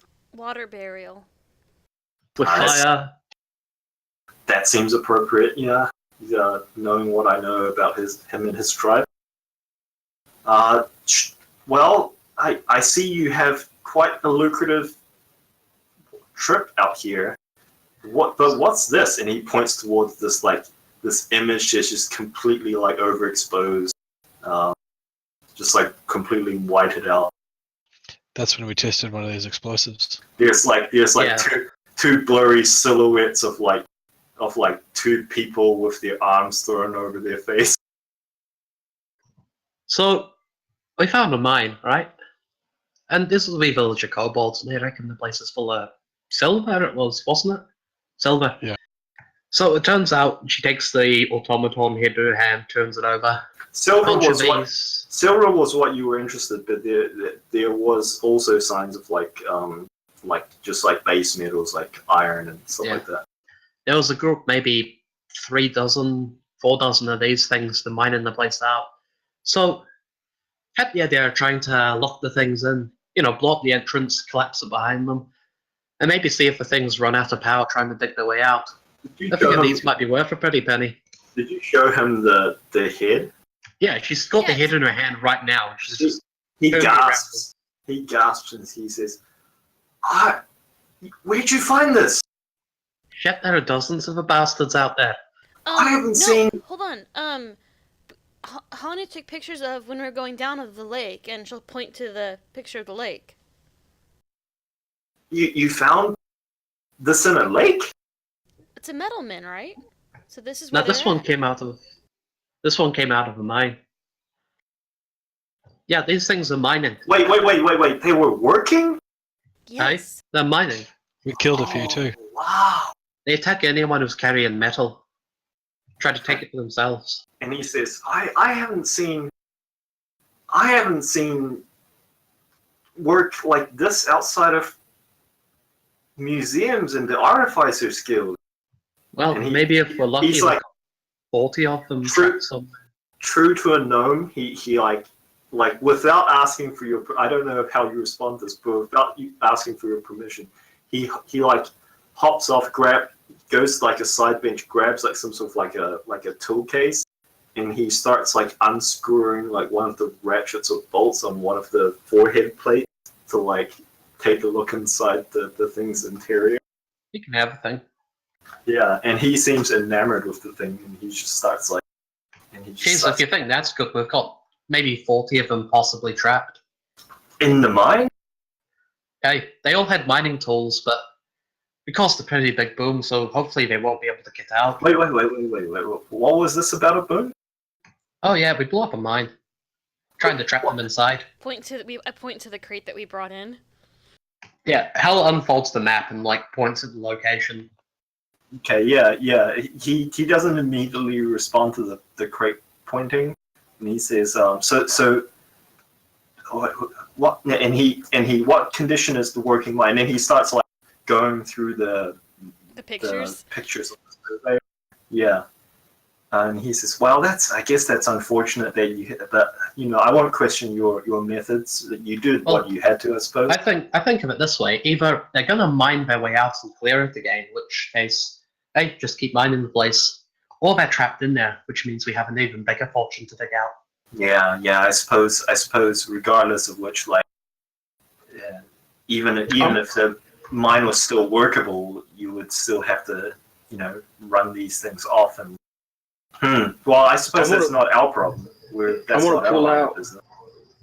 One of those crystals I mage handed from the box, or I had my Yeah, no, my- my minions grabbed. her minions grabbed a whole bunch, and my ghostly guy brought me back a bigger one, and I'll like hand it to him and be like, "There are crates of this in there." Ooh, and he starts sorting through them, and he says, "I recognize a few of these, and these are gemstones, but these," and he like gestures towards the handful of like the white shard crystals that you have. "I haven't seen the likes of these before. What are they?" That's why we brought them back. But technically, because we surveyed it first, we get land rights. Well, yes, but typically in our line of business, obviously we're not a mining company, so typically we sell off the rights to these places to typically the highest bidder, right? So that's my job. My job is to handle the negotiations and such, as you saw earlier, and he gestures towards where the two elves are standing. And then obviously you each get a portion as founding partners of this venture. But obviously that won't be immediate, right? It takes a while to set these things up, especially if they got them with that damn blockade and over in Shifting Sand. Well, Only add in the fact, people who can. add in, Sorry, go ahead. add in the fact that these metal men attack anybody with metal. The mining guild can't do anything because they work with metal items. Is it? And you said that these middlemen appear to come from this tower in the lake? Yeah. I think there's another thing to consider here, though. These things seem to be capable of finding metal from Jesus, who knows how far away. You reckon the mining guild could use them? That definitely sounds like something that they would be interested in, yeah. I mean, you stick one in she made air quotes, abandoned mine and see if there's anything hidden. Oh, that's a fantastic idea. Yeah, I bring up the pictures of the inside the sunken tower. I wonder if, and he goes back to the head, and he gets out like a he goes and digs through one of the drawers, and he comes back and he's like pulling paper clips off this like ridiculous looking U-shaped magnet. You guys have seen them. Well, you probably haven't for a while. They haven't existed for a while, but it's like a U-shaped magnet, like a horseshoe magnet. Yeah. And he's pulling paper clips off them because obviously paper clips are stuck to them. And then he starts like moving it around the head, and he says, "Huh? Would you look at that?" And he like shifts aside for you guys to glance in through the cavity that he had opened up. And you see inside what looks to be a rather complicated looking compass or something. And there's this needle that's just following the magnet when he moves it around. I wonder if that's how it works. Damn it, we should have brought more heads. Yeah, this one does look like it sustained some damage. Should I ask how it came to be removed from the rest of it? You don't have wait. You don't happen to have the rest of it, do you? Well, that's what I'm saying. The rest of it's trapped in the mine. When he asks about how it was removed, Falchion would say, decapitation. Yep, precisely. Explosion! Yeah, and he says, well, so what are, I mean, I guess we need to hand in the surveyor and get the claims registered with the Nexus branch, but have you guys given any thought to, sorry, go ahead. Maybe a removal bomb of the explosion. Yeah, because there was a rewards thing that got stolen from us, and He says, unfortunately, these are issued by the Nexus branch. I can't remove stuff from them. Ah, shit. Maybe in future, don't. I've been on these trips before. I know the kind of stuff that goes on. Maybe in the future, don't take pictures of questionable It things. was an explosion. It was amazing. At the very least it's ambiguous. It's just Wait. This explosion. How you said you found explosives? I'll point to Yeah. the box that Yeah, we but- brought with us. There's like 3 of us pointing at the box Yeah. by now. You You probably don't bought want it. to bang that around too much. He does the hands and hair thing, like Jackie Chan, and he says, "You brought it back with you." That's kind of our job, isn't it? I And told him to I leave it look at- outside the thing. I look told him at- to bury it. I look at him and I go, did you want idiots to grab it? He gingerly walks over to the box, and he flips open the box, and you hear him like take an indrawn breath, and he just holds the breath, That's and he has this look of it flickers between two looks, like in between seconds, like half a second he has one expression, the next second it's the other expression, and it defaults back to the first expression, and it just keeps cycling from this with his held breath for like 30 seconds. So did so we what do you do think they're something? worth? You can roll me an insight check to determine what emotions he's currently hopscotching between. Did we do something super illegal? He just As long as you don't use them, they're not illegal. nods. Ah, shit. Told you to leave him buried. All right, so Sean, you can tell that he's alternating between like almost like glee, like he's looking at the best toy box in the world, and dread, like he's looking at like When he's on the Glee thing, I'm like, yeah, they blow up real good. of course I they point to the do. picture. Do you have any idea No, what don't this take a is? picture. I was gonna hold her hand over the camera, like, don't fucking do that. No, Points to the but picture. You guys did take pictures of it. We took a picture of a flash, which I No. Someone specifically pointed the camera at the vial to take a picture of it. I recall this, definitely. Yeah. Yes, we did. And it was told to be an unknown magical silver alloy. Oh boy. And Mrs. Fitzgerald says in a really, really, really quiet whisper voice, "It's silver fire. I don't know what that is. It's like a silver dragon's breath, but like magically coalesced into a liquid." So it's something That- really fucking neat.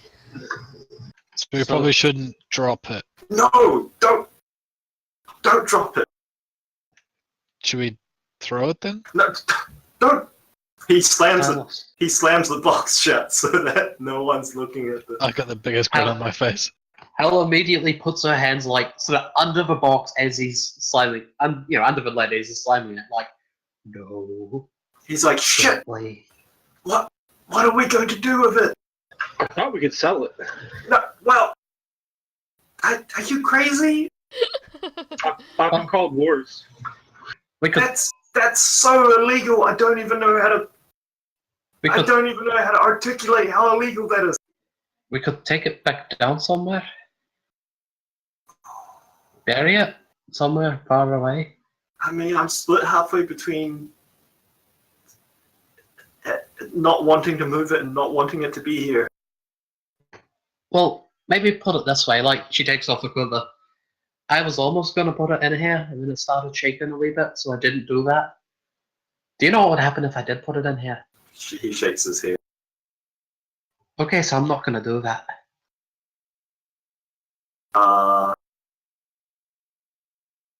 Hey, he turns towards you, Talos, and he says, "Isn't this like your area of expertise?"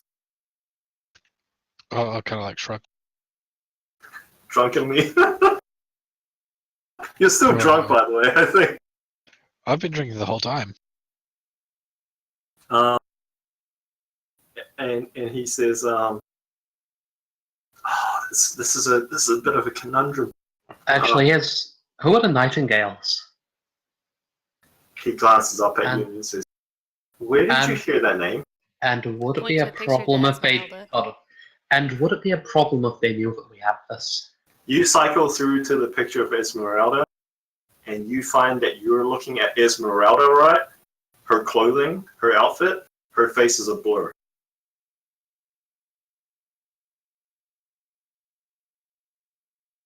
That's interesting. I cycled through more to find more pictures of Esmeralda. And you find every single picture of her where you catch the profile of her face. Her face is a blur. The rest of it is in clear picture. Someone has just smudged out the picture of her face. Now, here's a question. Because Hanyu took like a bajillion gillion photos of everything, Yep. is it possible, you said a full profile? Well, what about partial pictures? No, so any shot that catches any portion of her face, the portion that you can see is just like you can still see the face, but it, like all the definition has been rubbed out, like someone took a thumb and just like rubbed some oil paint. I thought you said they couldn't be tampered with. And he says, "Oh, wow. I've never seen an effect like this." So would it be a problem if? I mean, might they try and steal this from us? Well, it depends if she knows what it is. I mean, it's not... How many dragons do you know go around magically coalescing their breaths into weapons of mass destruction? Precisely. I don't think... I mean, I only know about... Well, that's another story. So you're saying to the right person, they're probably worth a lot. Oh, yeah. Most definitely, if you can find the buyer, but he kind of leans to one side, like, I mean, don't really have contacts in that kind of department. personally, I'm not exactly too fond of what people might use this stuff for. Yeah, I mean, theoretically, if you had well, I won't name the number of vials, but you could like sever a tether if you wanted to. Not that I'm saying you forget Hell- what I just- just said. Hal just breathes out and she's like, that's so illegal. Wow. She's just Tylos, sorry. How you know that the last person who severed a tether was a half-orc warlock. You forget the name, but the reason why you forget the name is because actually some wizards from the academy were hired by some law enforcement to enact a powerful spell called a genophage. And the genophage wiped out everyone with that half-orc's genetic lineage. So all of their immediate cousins, brothers, fathers, mothers. Are they? What about the Krogan? It's basically that, yeah. And Wait. not only that, They But fucking killed that guy and everyone related to him. yes, and not only that, but the spell was powerful enough that it wiped out everyone's memories of them. So, like, on a scale of 1 to 10 for being illegal, this stuff is like a fucking 90. Yeah, it's pretty much like the worst thing you can do is fuck with the tethers. For whatever reason, it's never quite made clear to you why like fucking with the tethers is the worst crime. It seems like other things might be worse crimes. For example, there's separatist groups that have tried to bomb like local Nexus branches and killed a whole bunch of people. They got less of a punishment than fucking with tethers. Okay, we should probably get this shit way out of here. Wow. It's a shame it's not buried in front of Verdant Green, huh? Do you think there are any of the automatons left after that? I mean, I They guess have it would. a factory. I mean, it sounds like there's more of them in that tower. No, the ones in the mine, I mean. I was figuring maybe just collapse the place on them, but, I don't know. you know, in light of this... I mean, I can only hazard a guess. I mean, I can't really tell much from this picture, and he holds up the overexposed picture. Yeah, at the very least, the overexposed picture doesn't really tell what's going on. You could say anything happened. So it's not immediately obvious, by the way, that this is Silverfire. I will point this out. Like just by looking at the capsule itself, it's only between looking at the capsule itself and your description of what it did that Mr. Fitzgerald was able to ascertain what this is. So there is a chance that if you hand in the surveyor and they were to see like these vials, they would just like, oh, it's some potions. Yay. Yeah, okay, we just have to hope very hard and get these things the fuck out of Nexus. Okay, so is that the plan? Are you planning? If you don't hand in a surveyor, by the way, you can't officially mark any of the claims as yours. Like your business can't start auctioning it off. Well, technically, hey, so we can claim the sunken tower, the Cinderfold kobolds, and the mine. I think technically, right? Yep. In fact, there is a value for finding the Cinderfold Ford kobolds because you know of trading companies that specifically go and, in fact, what they do is it's kind of a bit of a dick move. It's very exploitative. These companies, they go out and they give the tribals like a free dex with like 10,000 credits loaded on it. And then they're like, here's our gift to you. And then like the kobold's like, oh my god, these people are fucking crazy. I just wave this thing at them and they give us steel weapons and, you know, like food and medicine. Middle anything. No, I'm saying. Yeah, I gotcha. It's like handing someone like a credit card with preloaded money on it, and then once they've spent all that money, like buying all the crazy stuff that like they start thinking maybe I should start, you know, putting money on this thing. It's like that. It's like getting them hooked. So there is a value for finding them. Is what I'm saying. You found 3 things basically that is Yeah. worth monetary value. Well, my suggestion maybe would be hand the thing in, and while it's getting processed, get the box the fuck out. And if anyone is like, hey, what about that box? Be like, what box? No box here. Search our things. Haven't got any box. Everything's cool. Is it possible to like go out and have like a special backpack made that so we can carry them, and then we can ditch them when we get down there? Yeah, I think now that you know what they are, it is entirely possible for you guys to commission some sort of a carrying case for them that would be sufficiently padded for it not to be in danger of being shattered if dropped or anything. I would say it looked more like an elongated crossbow bolt case. Can we write that off? And I'll look at the Fitzgerald. I have some contacts here that can probably get them made within a day or two, but Sorry. You're planning on carrying it with you? Just so we get down, then we can ditch it. Maybe not necessarily ditch it, but hide it somewhere it won't be found. And if we need it at some point, God forbid, we'll know where to find it. Well, you know what? You know what? He holds up a hand and says, how about this? You don't tell me what you do with it, and I won't ask. That way, if some official questions come my way, I can say that I have no knowledge about. And he just waves his hands in a circular motion. Got it.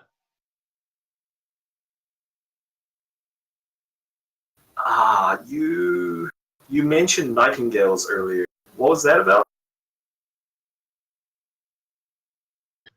Some bitch tried to take our claim to the, well, succeeded in taking our claim to finding about what happened to the Winshaw party. Well, that's unfortunate. But I guess that's kind of their thing. Yeah. Well, let's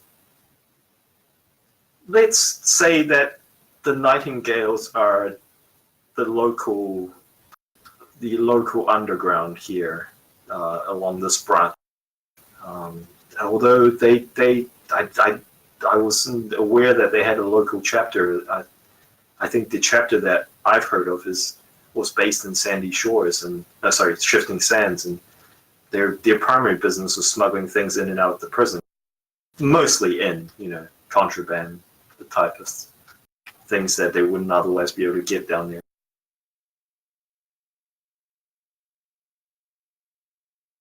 You're saying that there's a chapter here on Verdant Green?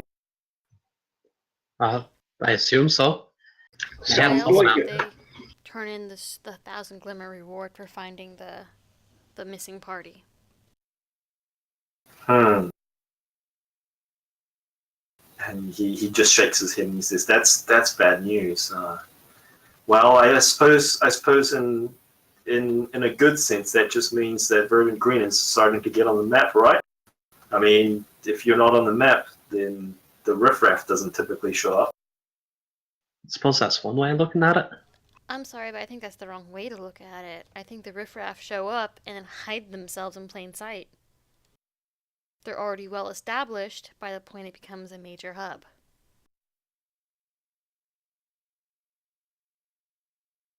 You know what? The Miss may have a point. Regardless of which,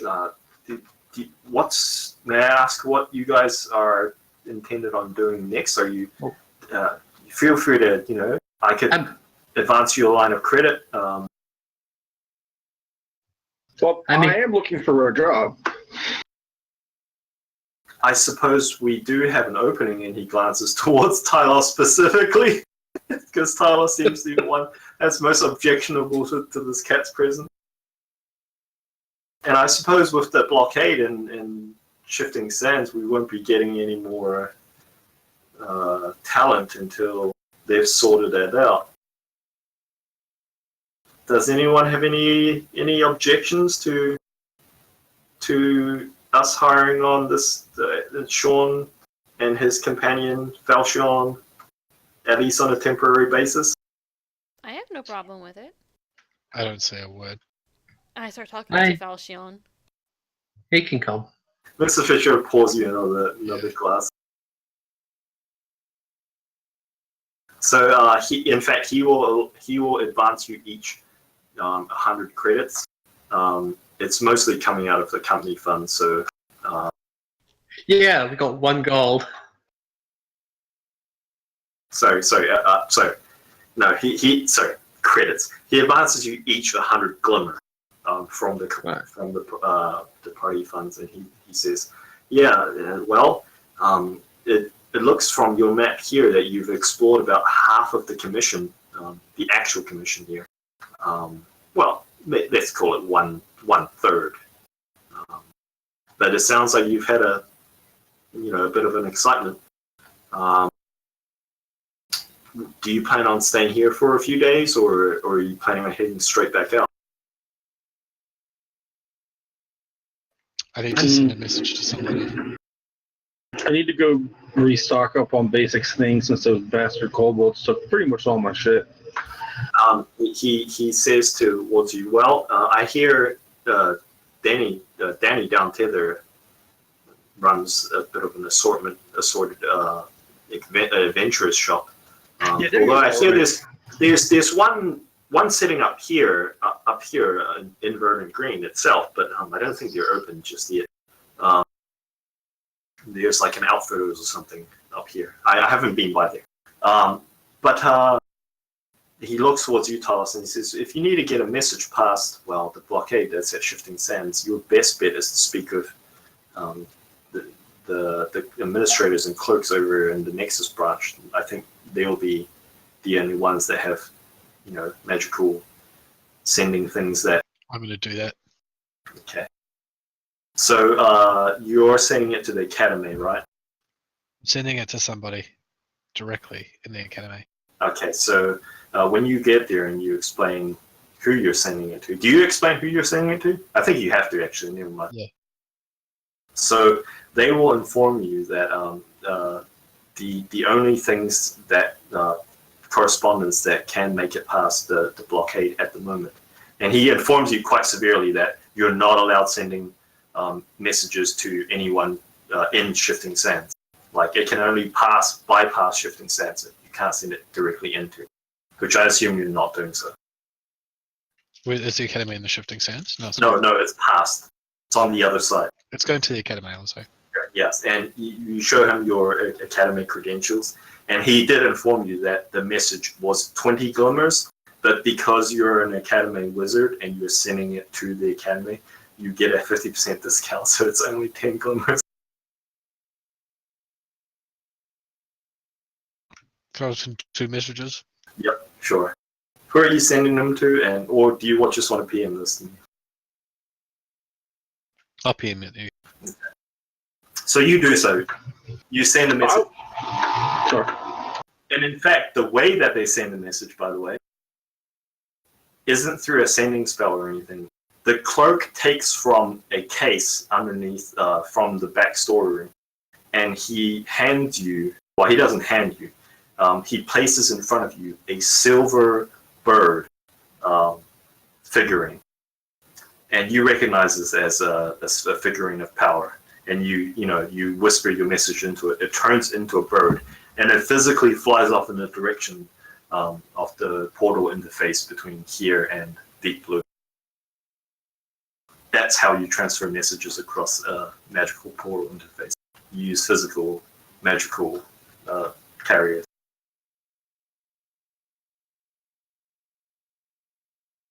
Huh. That's a good message.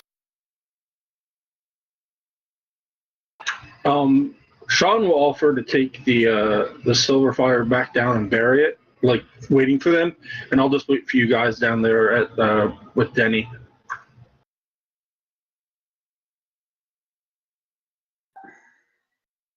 Unless you want to leave it here, and I'll kind of look at Fitzgerald, and I'll shrug my shoulders. Fitzgerald says, yeah, possibly not keep, well, maybe one. No, maybe not. That's a bad idea. I'll egg them on. You want to keep one.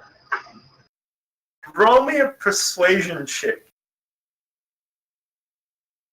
Alright, one sec. Bad influences. So that's the first time I roll over a 10.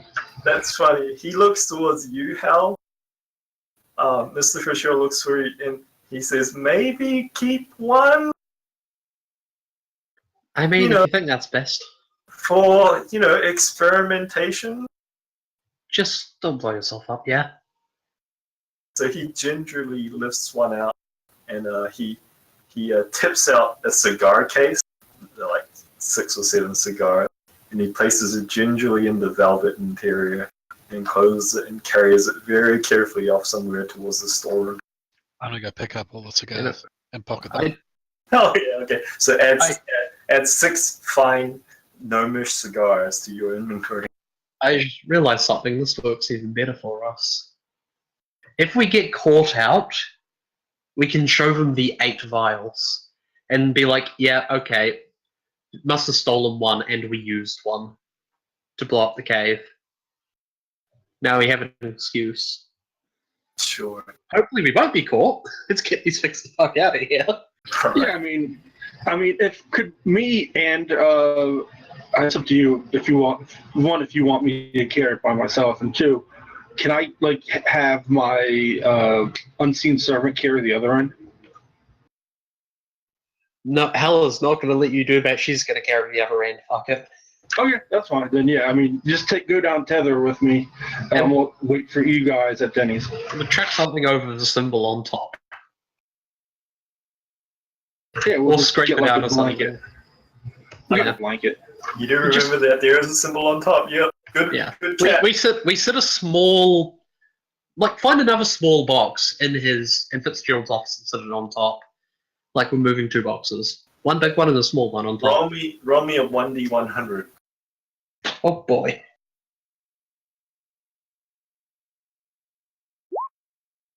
Oh god. I'll make a new character as we're about to blow up. It's been fun. So at some point, Sean, roll me a dex save.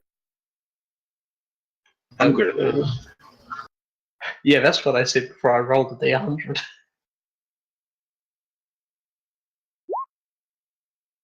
So at some point, when you're transferring onto the platform, something like maybe it's because of the awkward box on top of the other box. Something shifts unexpectedly, and you both of you tense and freeze as the box on top slides off the side of the box, hits the railing, and goes falling over the edge of the platform. Oh, Down, down, down, down, far away. And you guys basically froze there, holding on to the important box, shit. while the box that you placed on top has vanished over the side somewhere. And no one says a word. Luckily for you, I like to think that if there's a guard, you could hear my butthole clench when that happened. none of the passengers nearby have noticed that you guys have dropped something overboard, and no comment is made of it. Let's Hello? just get down there, bury it, and then you guys can get the fuck up out of here for a day or 2. Carlos, did you go with them? Yeah. And I assume Luna is going with them as well. Yeah. So when you both freeze, by the way, Lith tenses up and she's got her tail tucked between her legs as well, and I everyone don't just tense up. froze.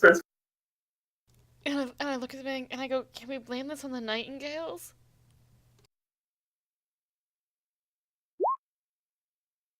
I don't think there's anything we can't blame on that. All right, so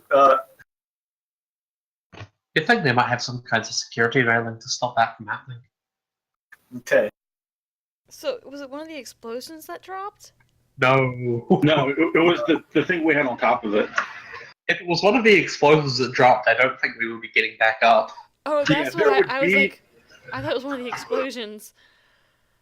so when the platform finally reaches the bottom, There is guards. There's a pair of guards on the platform itself. By the way, they just didn't see you guys drop anything. So when the platform stops at the bottom, there's 4 guards. Four of the guards. One of them you recognize is the woman. And they kind of go onto the platform and start speaking with the pair that was on board. And after a moment, it's obvious that she asks them something as you guys are basically. Do you guys hang around or are you guys fucking off? We don't want to fuck off I fuck- quickly. Not quickly. We're just casually moving our stuff. Okay. Fly casual. Play it cool, guys. But we do leave pretty quick. It's not running. All right. So you see her as you're leaving. You see her approach the pair of guardsmen and ask them something, and evidently their response wasn't to her satisfaction because she starts to chew them out, and then you like quietly tiptoe out. I like to Wow. think this entire time, I was that dwarf again until like basically the moment we left Fitzgerald's. Like whenever I'm out in the public, I'm a dwarf. Yeah. So no, you guys.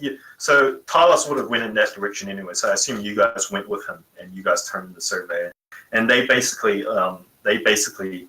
seem to kind of like touch it with some sort of like a weird circlet, like a weird like a circlet that you possibly one wears on their forearm. And after a moment, there's a chime and a flash of pink hue color, and they hand you back the surveyor, and then the clerk tells you that everything will be processed and logged, and you guys can start basically. He tells you this as if like you were Mr. Fitzgerald, as if like you were the owners of the company, and he says you should be able to start auctioning within the day. We should have it done by the end of the day. So tomorrow morning. And you assume Mr. Fitzgerald already knows this because he's an old hand at this. And so you guys reach the bottom. You have the case with you. You're standing in the anchor town at the bottom. Where do you intend on taking this case to hide it? I suggest we go to the northwest, toward the mine. Okay. Is that Anyone the plan? else? I mean, I'm down. I got no problem with it. I just assumed I was going to come down here. You guys had things to do up Tether. Unless you guys are good, we can go. We turn in the decks.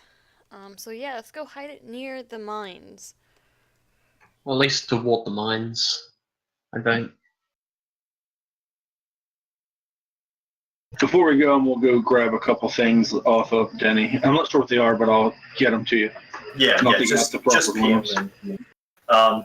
As long as they're just casual stuff from the PHB, Yeah, has that's all that it is. stuff.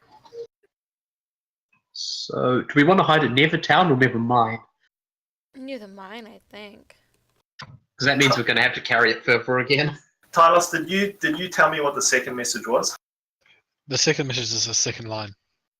Oh no, that could have fit easily on one message. No, I know. I want them to have 2 messages. Okay. Actually, no, you know what? That's the first message. The second one is...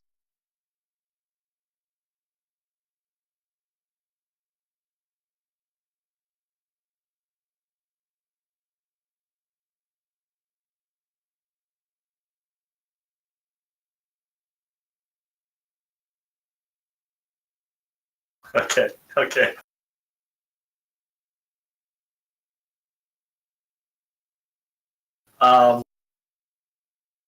Yeah. So you guys start heading off towards the northwest. There is actually lumber trails for even carts. Like it's easy travel. Like it's clear that civilization has been moving this direction. You see signs of selective, not clear cut, but just like selective timber cutting of the choicest like pieces, the most useful.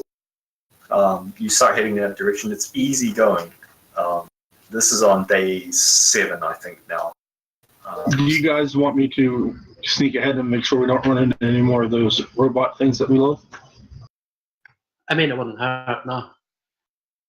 Oh, here, Tylos, carry this for me, and I'll sneak off to the front.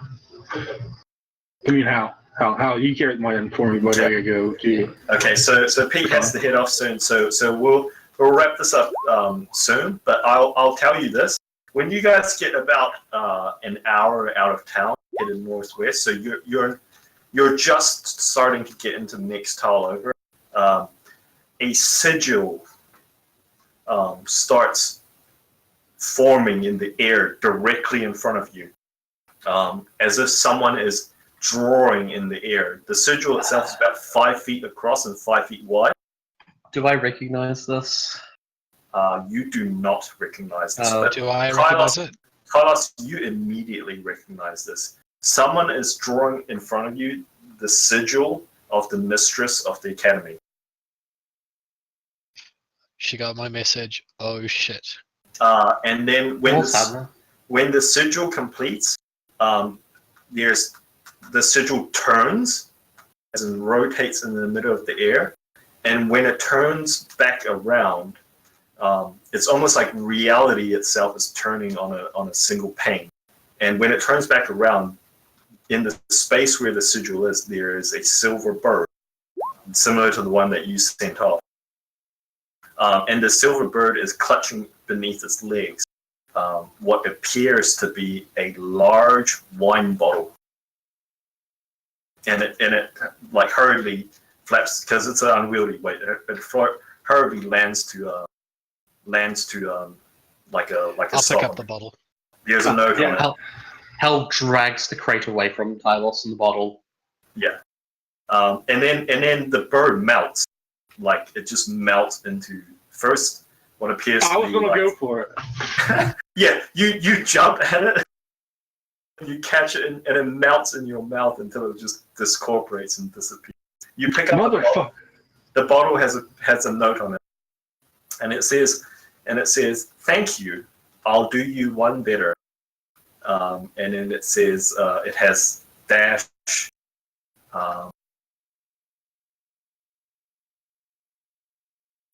It's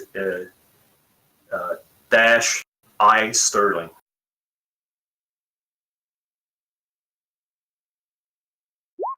I'm just gonna laugh.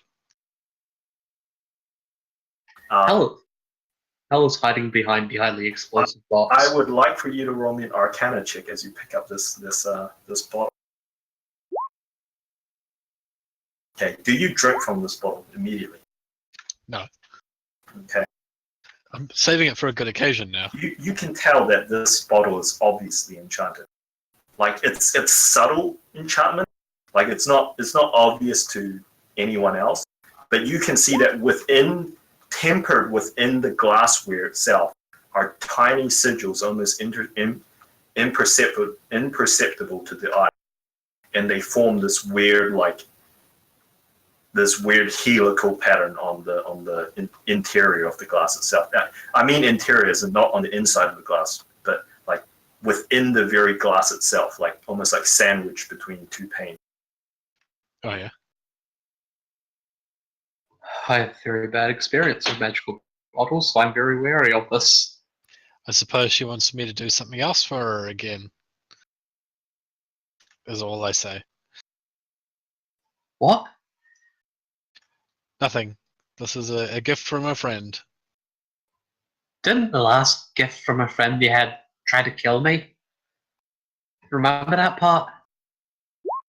Tried to kill me too. Yeah, but she's almost succeeded on me.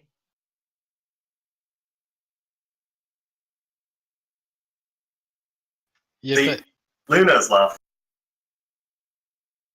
because she knows what's up. Well, I know Sterling from our previous games.